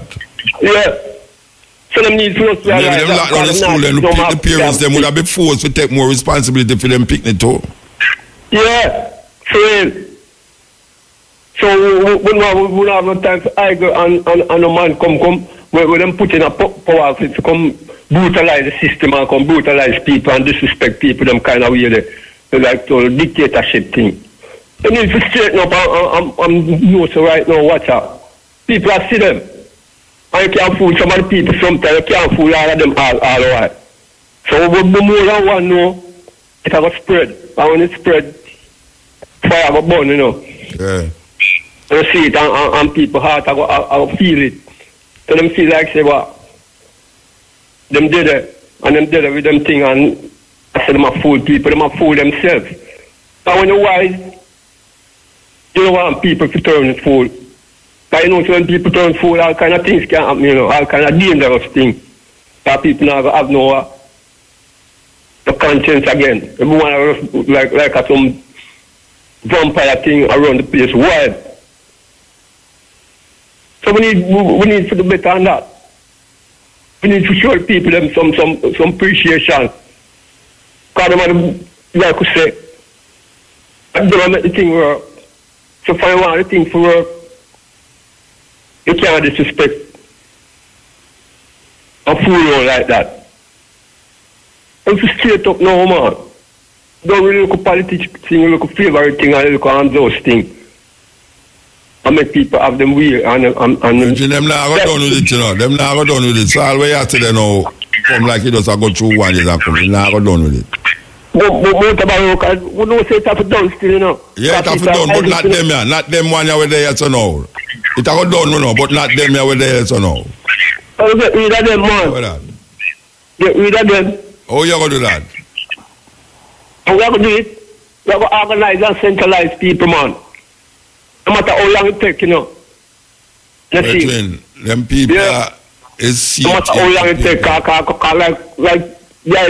the panel and people them I learn. Yeah. We have to go move. More some people step on the line I'll wait for me. We have to go move. Yeah. So the more them learn and the more they find say people are cooperate and cover. People like sufferation all the while, so because a long time we have suffered this agony and this pain and this murderation and this bloodshedding, you know, through material things, you know. People them angry. Them now go on them now go on like them angry. Them say angry. Them say them just poor the other day say the majority of the people them like where the government are do. Well, that the poor have to change, you know. Yeah, well, how you going to change that? I tell you what happened since we are talking. So since last I hear it to watch the news all the time and see them deal with them thing and know, say, that them say. Anyway, we have to move to the bridge because some other people are there that go cuss me. All right, brother. Yeah, man, bless you. Yes. Okay, so, operator.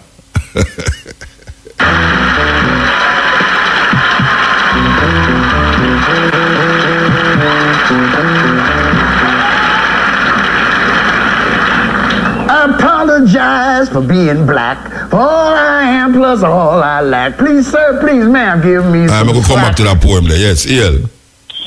Hello? Yes. Hello, good night, Mr. Baruka. Good night, sir. How are you doing today? I'm all right. Yes, I'm calling from Florida, first time caller, but long time listener. You have to take the phone from your mouth, little. Yeah, can you hear me? Yeah, but you have to move the phone from your mouth, little. It a bumble up in the phone, so you're too near to the phone. Oh, okay. All right. Yes, I see that it's now. Yes. Okay, yeah, it's my first time calling, but long time listener, you know. Okay. Yes, and I was calling because, you know, I get a mark for listening to your program already. You get a mark? Yeah, what I mean, I get a mark, you know, from my mom. I was listening to your program. She told me not to listen to the program. Yeah? Yeah, and I was trying to relax my ear. And where's she mark you know? She lick your cut you? Yeah, she hit me with the milk can. You serious? Yes, I got the mark right in my knee. She say enough to listen to me. But, yes, I must not listen to the program. Okay. And I must not listen to that Rasta man. Yeah. But I never stopped listening, you know. All right. But I also win a poem at my school because at that poem that you say, we know what you have to, big boy. Oh, You yeah, know that's a that poem of mine poem, yes. One of my poem, long time poem. Yeah. I love that poem. You know, that's why. You win a prize for it. You win a prize saying it. Yeah, I win a prize for it. Okay. Yeah. So where your mother is now? Where your mother is now? Where your mother is now? Well, she passed away, you know. Okay, Passed sorry away about that. 2 years ago. 3 years. Yeah, 2 years ago, yeah. So she sent for you to Florida. She sent for you. No, she live in England. Oh, she live in England. Yeah. So how you end up in Florida? Well, I came here on vacation and never went back. Oh, so what kind of work you do now? LPN, nurse. What? LPN, nurse. What that? That's nurse. Oh, Nursing. nurse. Yeah, nurse. Okay, you're a nurse. So you never visit her in England? Pardon me? You never visit your mother in England yet, or you just can't leave America? Yes, I can leave. I went there and visit her. Okay. But you know, I stay in the cold too long. Okay. And I just love this program because it helped me a lot in my school work, you know. Well, I'm sorry to hear that you get a cut for a bruise for listening it, but see, you know, it's still there and you still there, so I still listen. Give thanks. Yes, and, say still listen. I'm still listening. I never stop listening. Okay. It was one of my friends introduced me to the program. Yeah. So that's why I was listening. So go ahead. No, all right. So now you listen now. Who you live with? Well, I live with myself now. Okay. I live with myself, but I'm at work. You're at work now? I listen to you in my phone. Oh, yeah? Yes. Okay. 1 o'clock in the morning, I at work. I listen to Continental on your phone. Yeah, you know, I never sleep. When I went to work like 3 o'clock, I don't go home until 7:30 in the morning. Okay.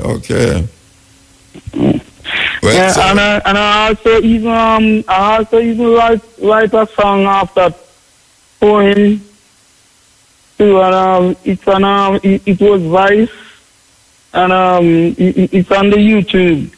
I wrote it after your poem. We go way up to Big Boy. Okay.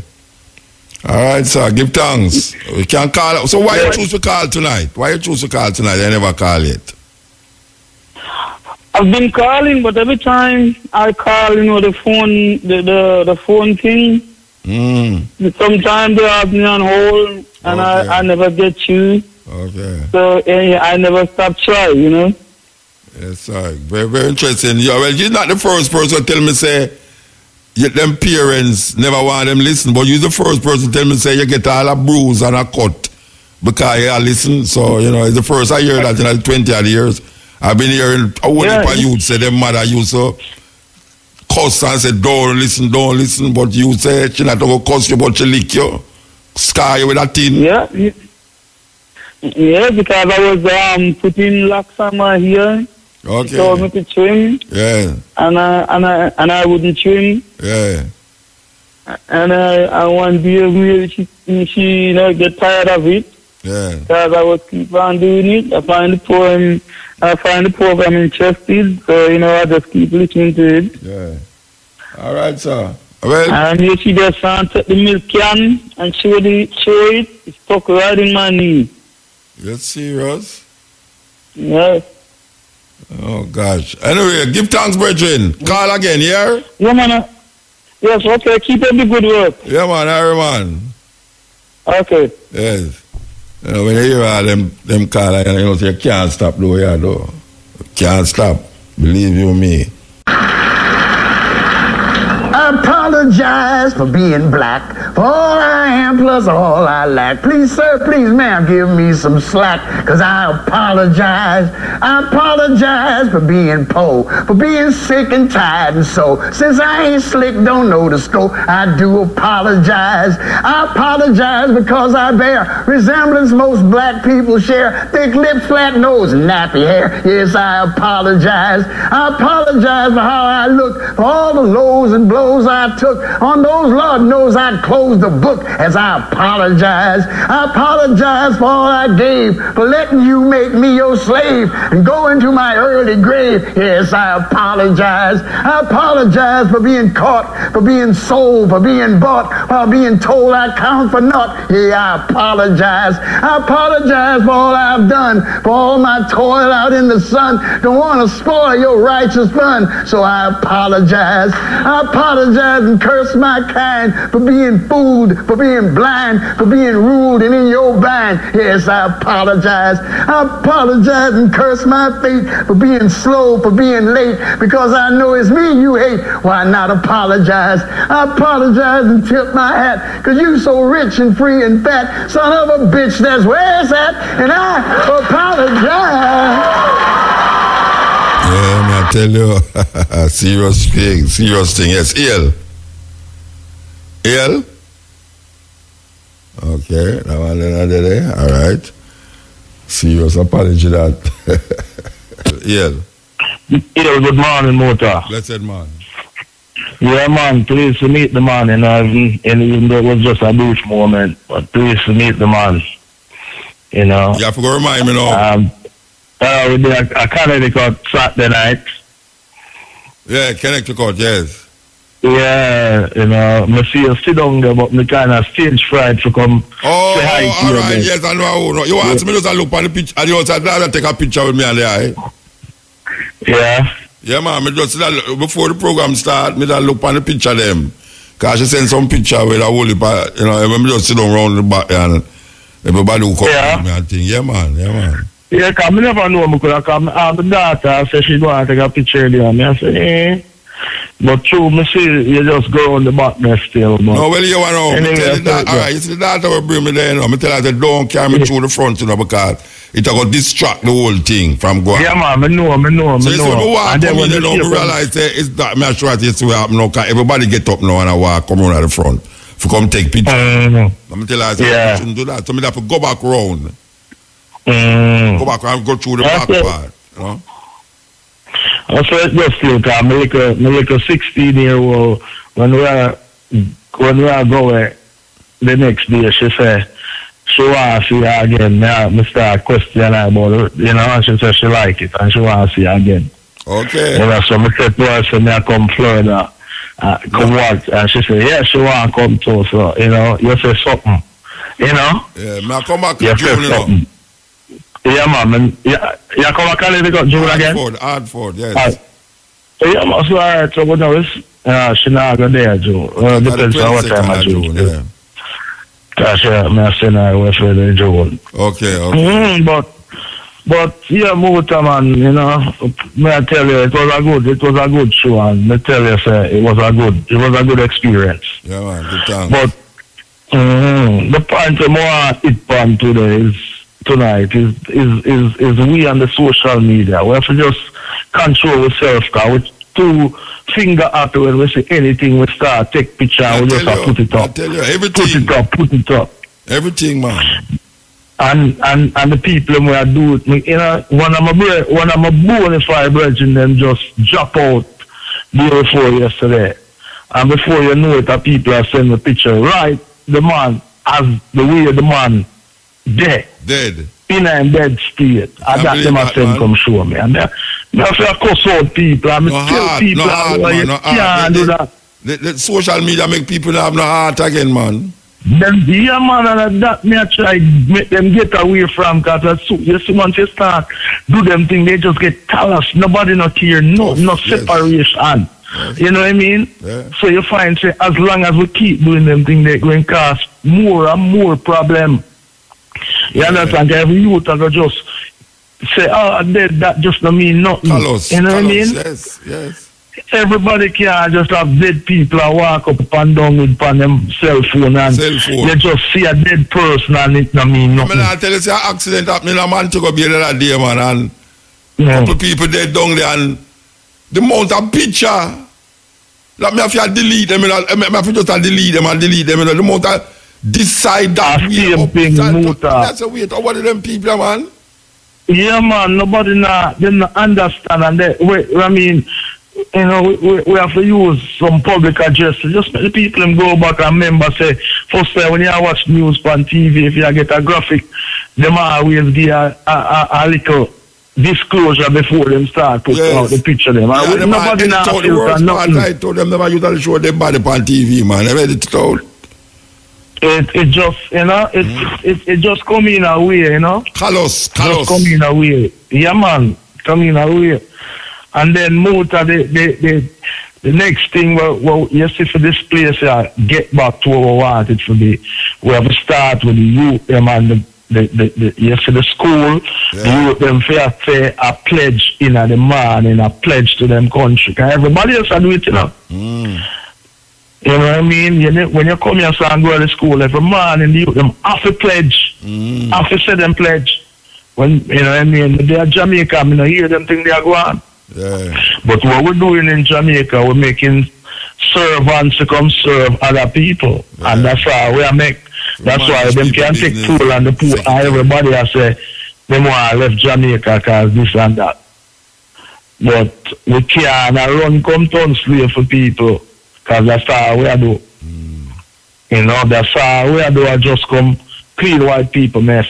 Yeah. You know, I bet there be a man in your yard than go to somebody else in tree, you know what I mean, and Fireball, Starry, all of the man them go and big up themselves, Beato, Red Rat, all of them man there. And then all the Fish Tea family them, just I send condolence to the family them and my virgin Fish Tea, and you know what I mean? Yeah, I miss him because I was a virgin when I love. And also, big up yourself, Muta. Yeah, man, I love all of my friends them. Big up yourself. Yeah. Yes. Yes, Muta. Aye, man. How are you, man? Yes, good. I want to pay tribute to 3 well-known people in the music, reggae industry in Britain who passed away recently.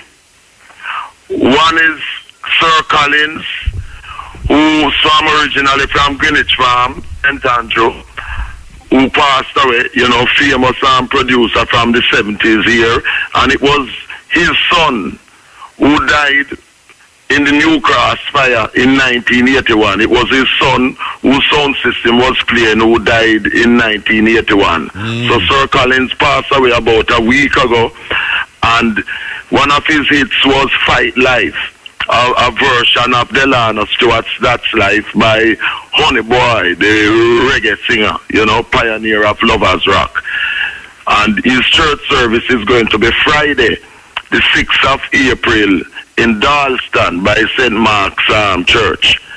Then on Sunday, the 11th, Dimples, the leader of the group known as the Marvels, that reggae group in the 1970s, you know, they used to come on TV and so on. He passed away on Sunday, the 11th of March. You know, Dimples Hines, the group, the Marvels, was his wife and a brother by the name of Eddie, if my memory serves me right. So Dimples passed away, and is a man in Jamaica, originally from what they call Escana in St. Andrew, you know, Escana. And that was on Sunday the 11th.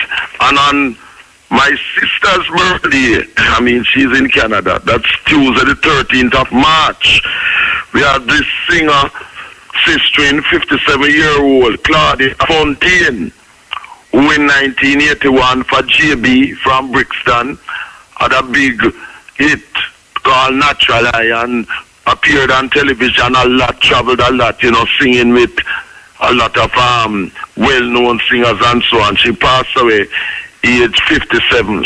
26th of August coming, she would have been 58.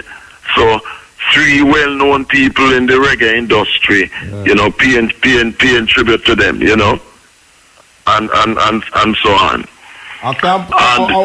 Since you mentioned Claudette, Claudia Fontaine. Claudia, yeah, I want to touch her tune where you just mentioned it too.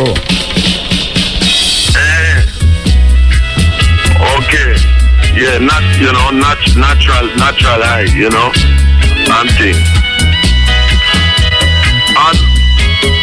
And Muta. Yeah. Also want to heal up a listener to the program.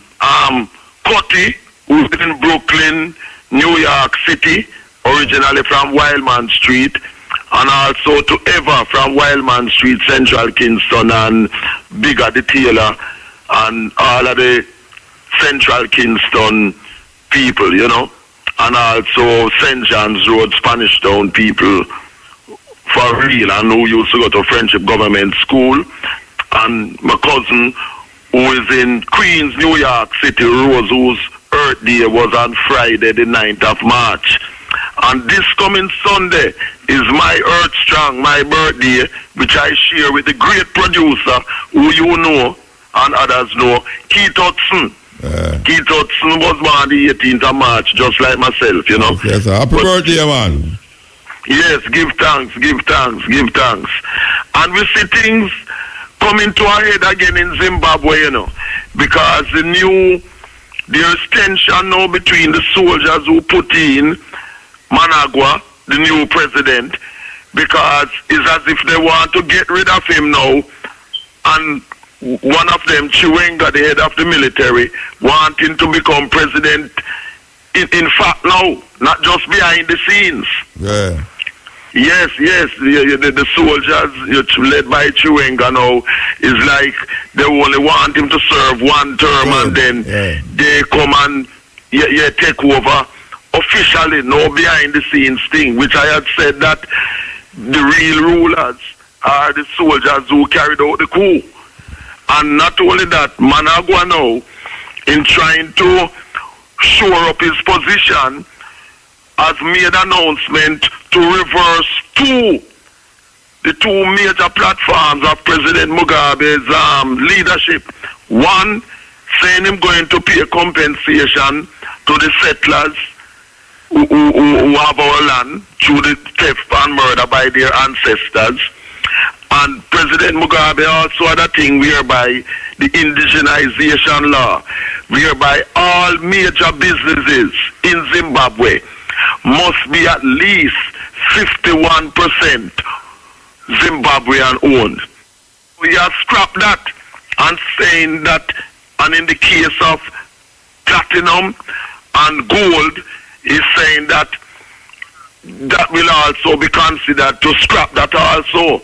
So this is a major reversal of the land situation in terms of so-called compensation to people who got it by the murder by their ancestors and so on, and also the thing to empower Zimbabweans in owning their own country's economy by scrapping the 51% of Zimbabwean economy, the major parts of it, to be owned by Zimbabweans. So look out for that. And then we see that President Mugabe in alliance now with even his former vice president, Mijuro, Joyce Mijuro, and others to defeat in the upcoming election, Managua. That's an unholy alliance there.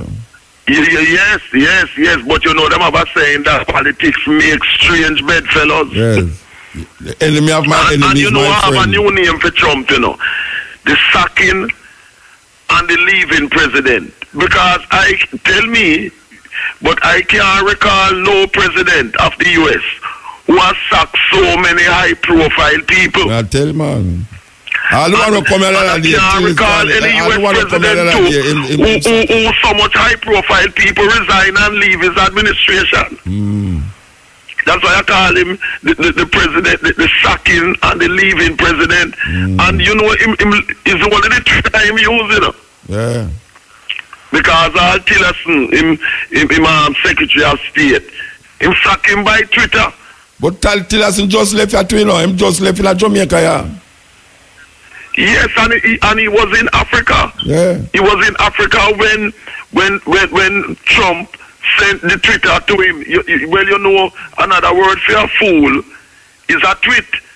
So maybe that's why him love use the Twitter. And from a couple months ago, he heard that Tillerson had called him a moron. Yeah. So you know, Tillerson's days were numbered, you know.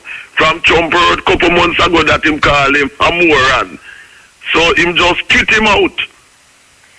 Serious business, you know what I mean? You know. I know, yeah. Yes. Give thanks, brethren. Yes, all right. So keep on keeping on. Yeah, See? man, Blessed love. Yes. Yes. All right. So we'll not get to play this tune.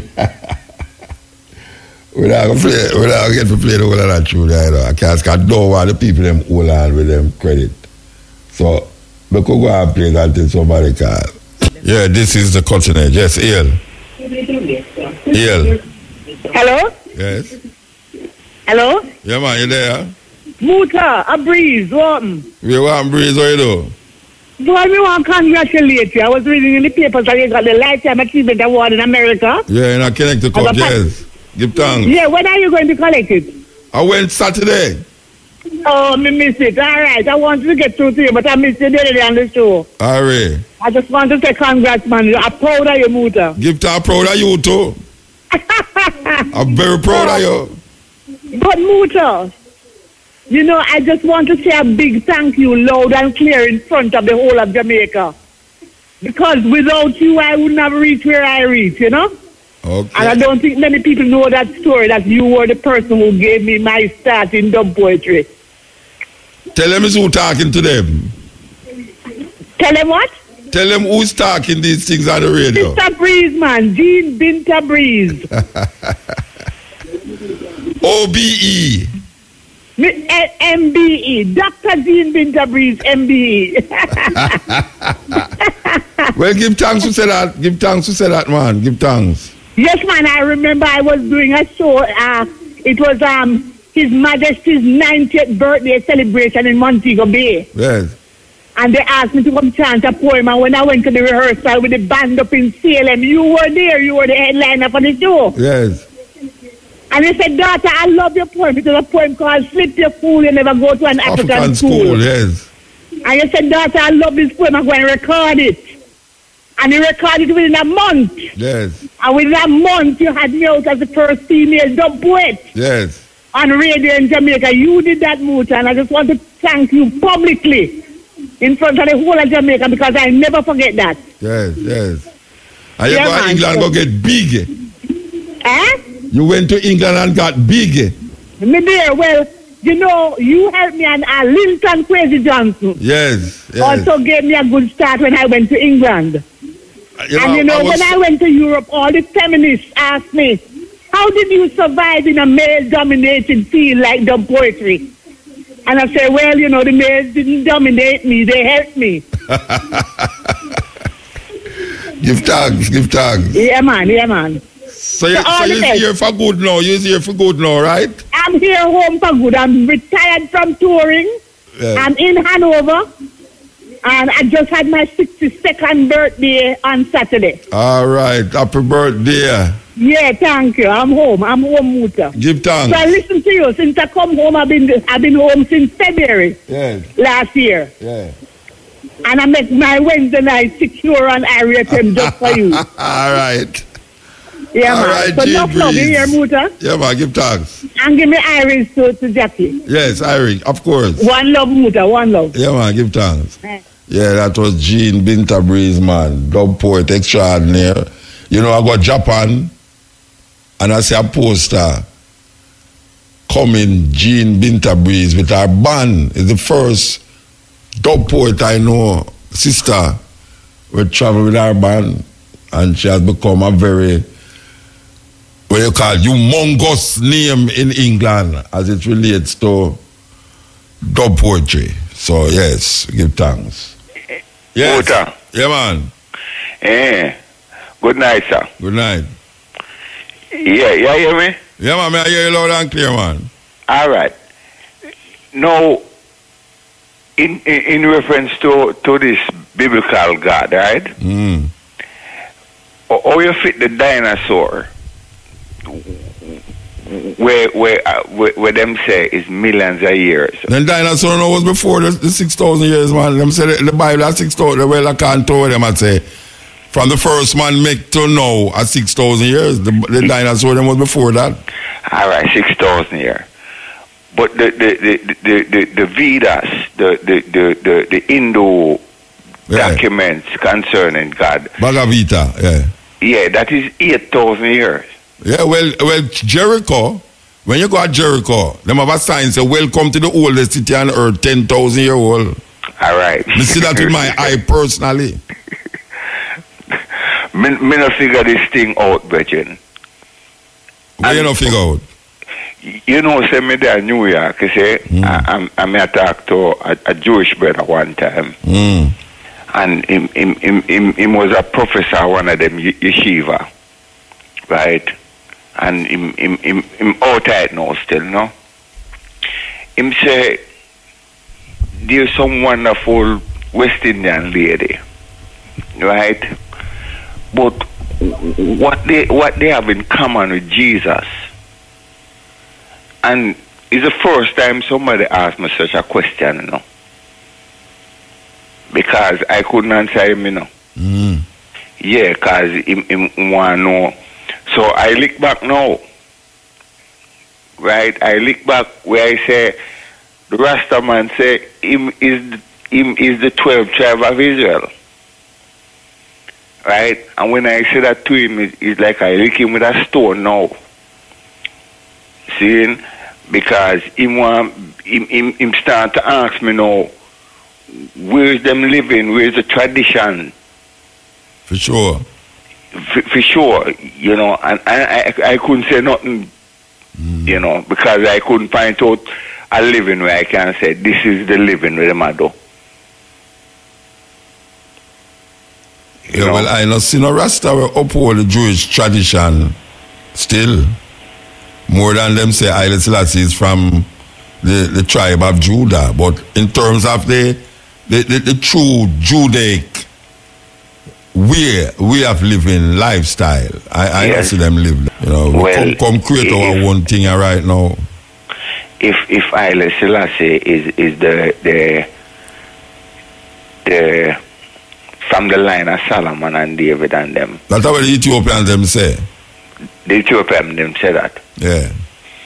Yeah, but or we track back that, you know, because nobody can name Selassie grandfather. Yeah, man, I mean them can't name him. Of course, them have him grandfather. Him grandfather is his great grandfather. Eh? Him great grandfather. No, when I say them have them we have trace in the dynasties of the emperor them of Ethiopia. So it's like just like how you trace the throne of England or Japan, or you know, anywhere the kingdom they are, the Japan, you know, you trace it through the genealogy. And you know, so well that king must be related to that king. That king related to that king over the years. According to the Ethiopian them, him is the 225th in line from Solomon and Sheba, Makeda, according to them, the Ethiopian them.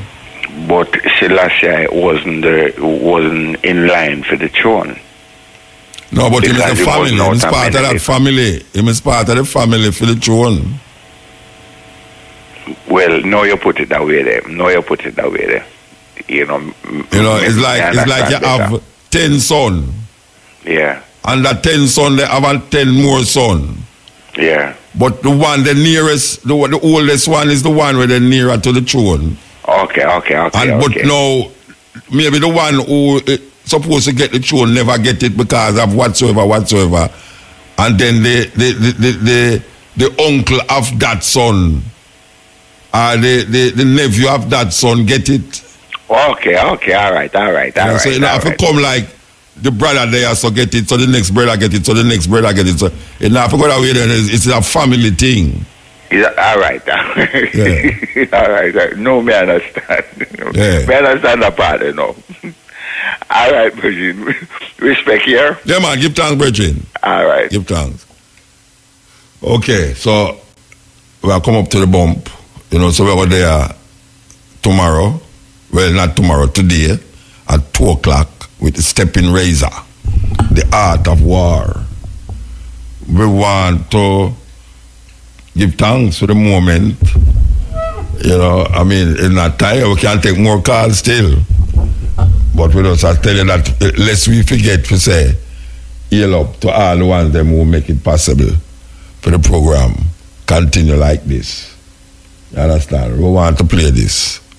We don't think somebody will call before this done. In the dark. Must not let Mom and Pop know. Another gift she pretends to like. Dolls. I murdered my dolls, tore off their arms and legs, slammed their crumbly heads into walls until they cracked and blue glass eyeballs rolled out of those synthetic skulls. I murdered my dolls, decapitated them in ritual child drama rebellion.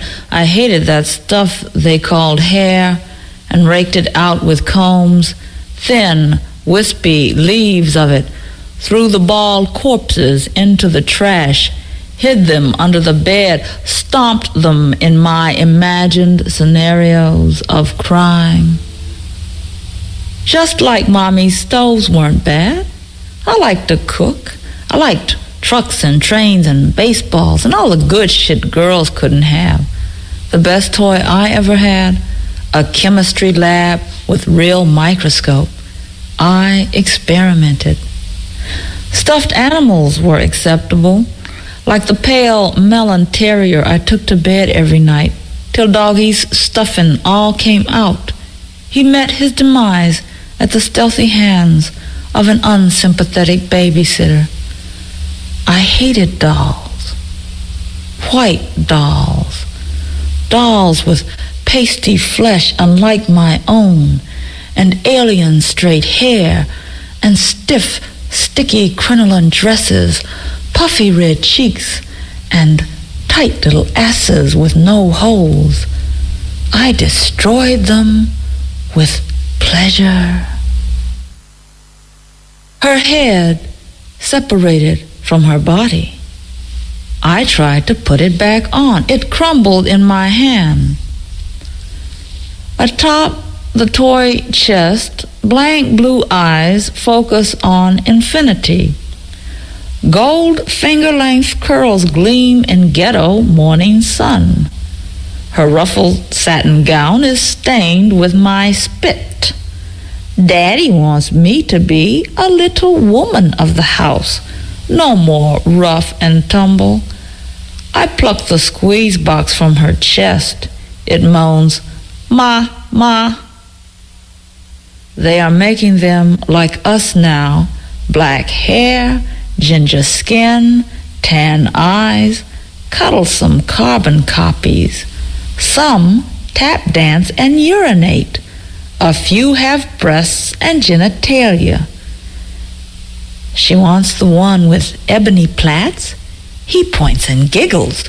He wants me to buy the one with gold braids. She lives in a department store window, blue eyes dulled to slate.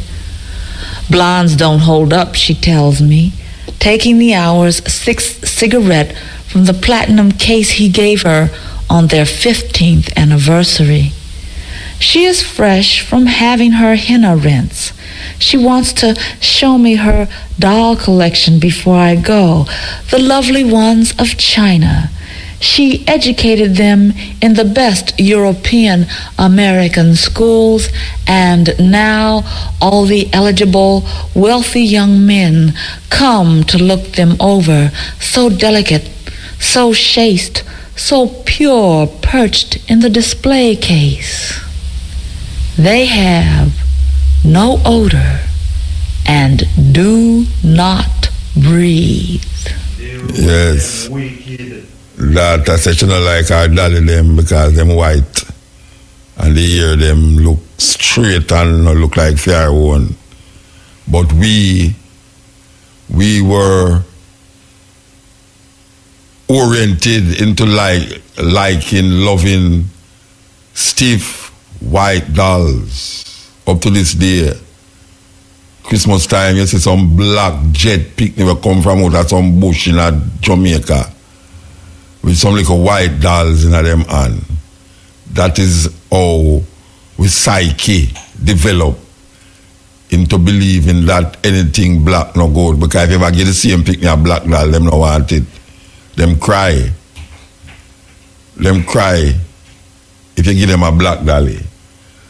So we say give thanks, Matrix in the house, ready for him work. Till 6 o'clock him go. Yes, 6 o'clock. That means that I will be wake and sleeping and wake and sleeping and wake and sleeping before 6 o'clock. Yeah, I tell you. I will be going to the bathroom, going back to my bed, wake up to go to the bathroom again, I go back to the bed. Before him come out here one time for go to the bathroom. Trust me. I got, you know.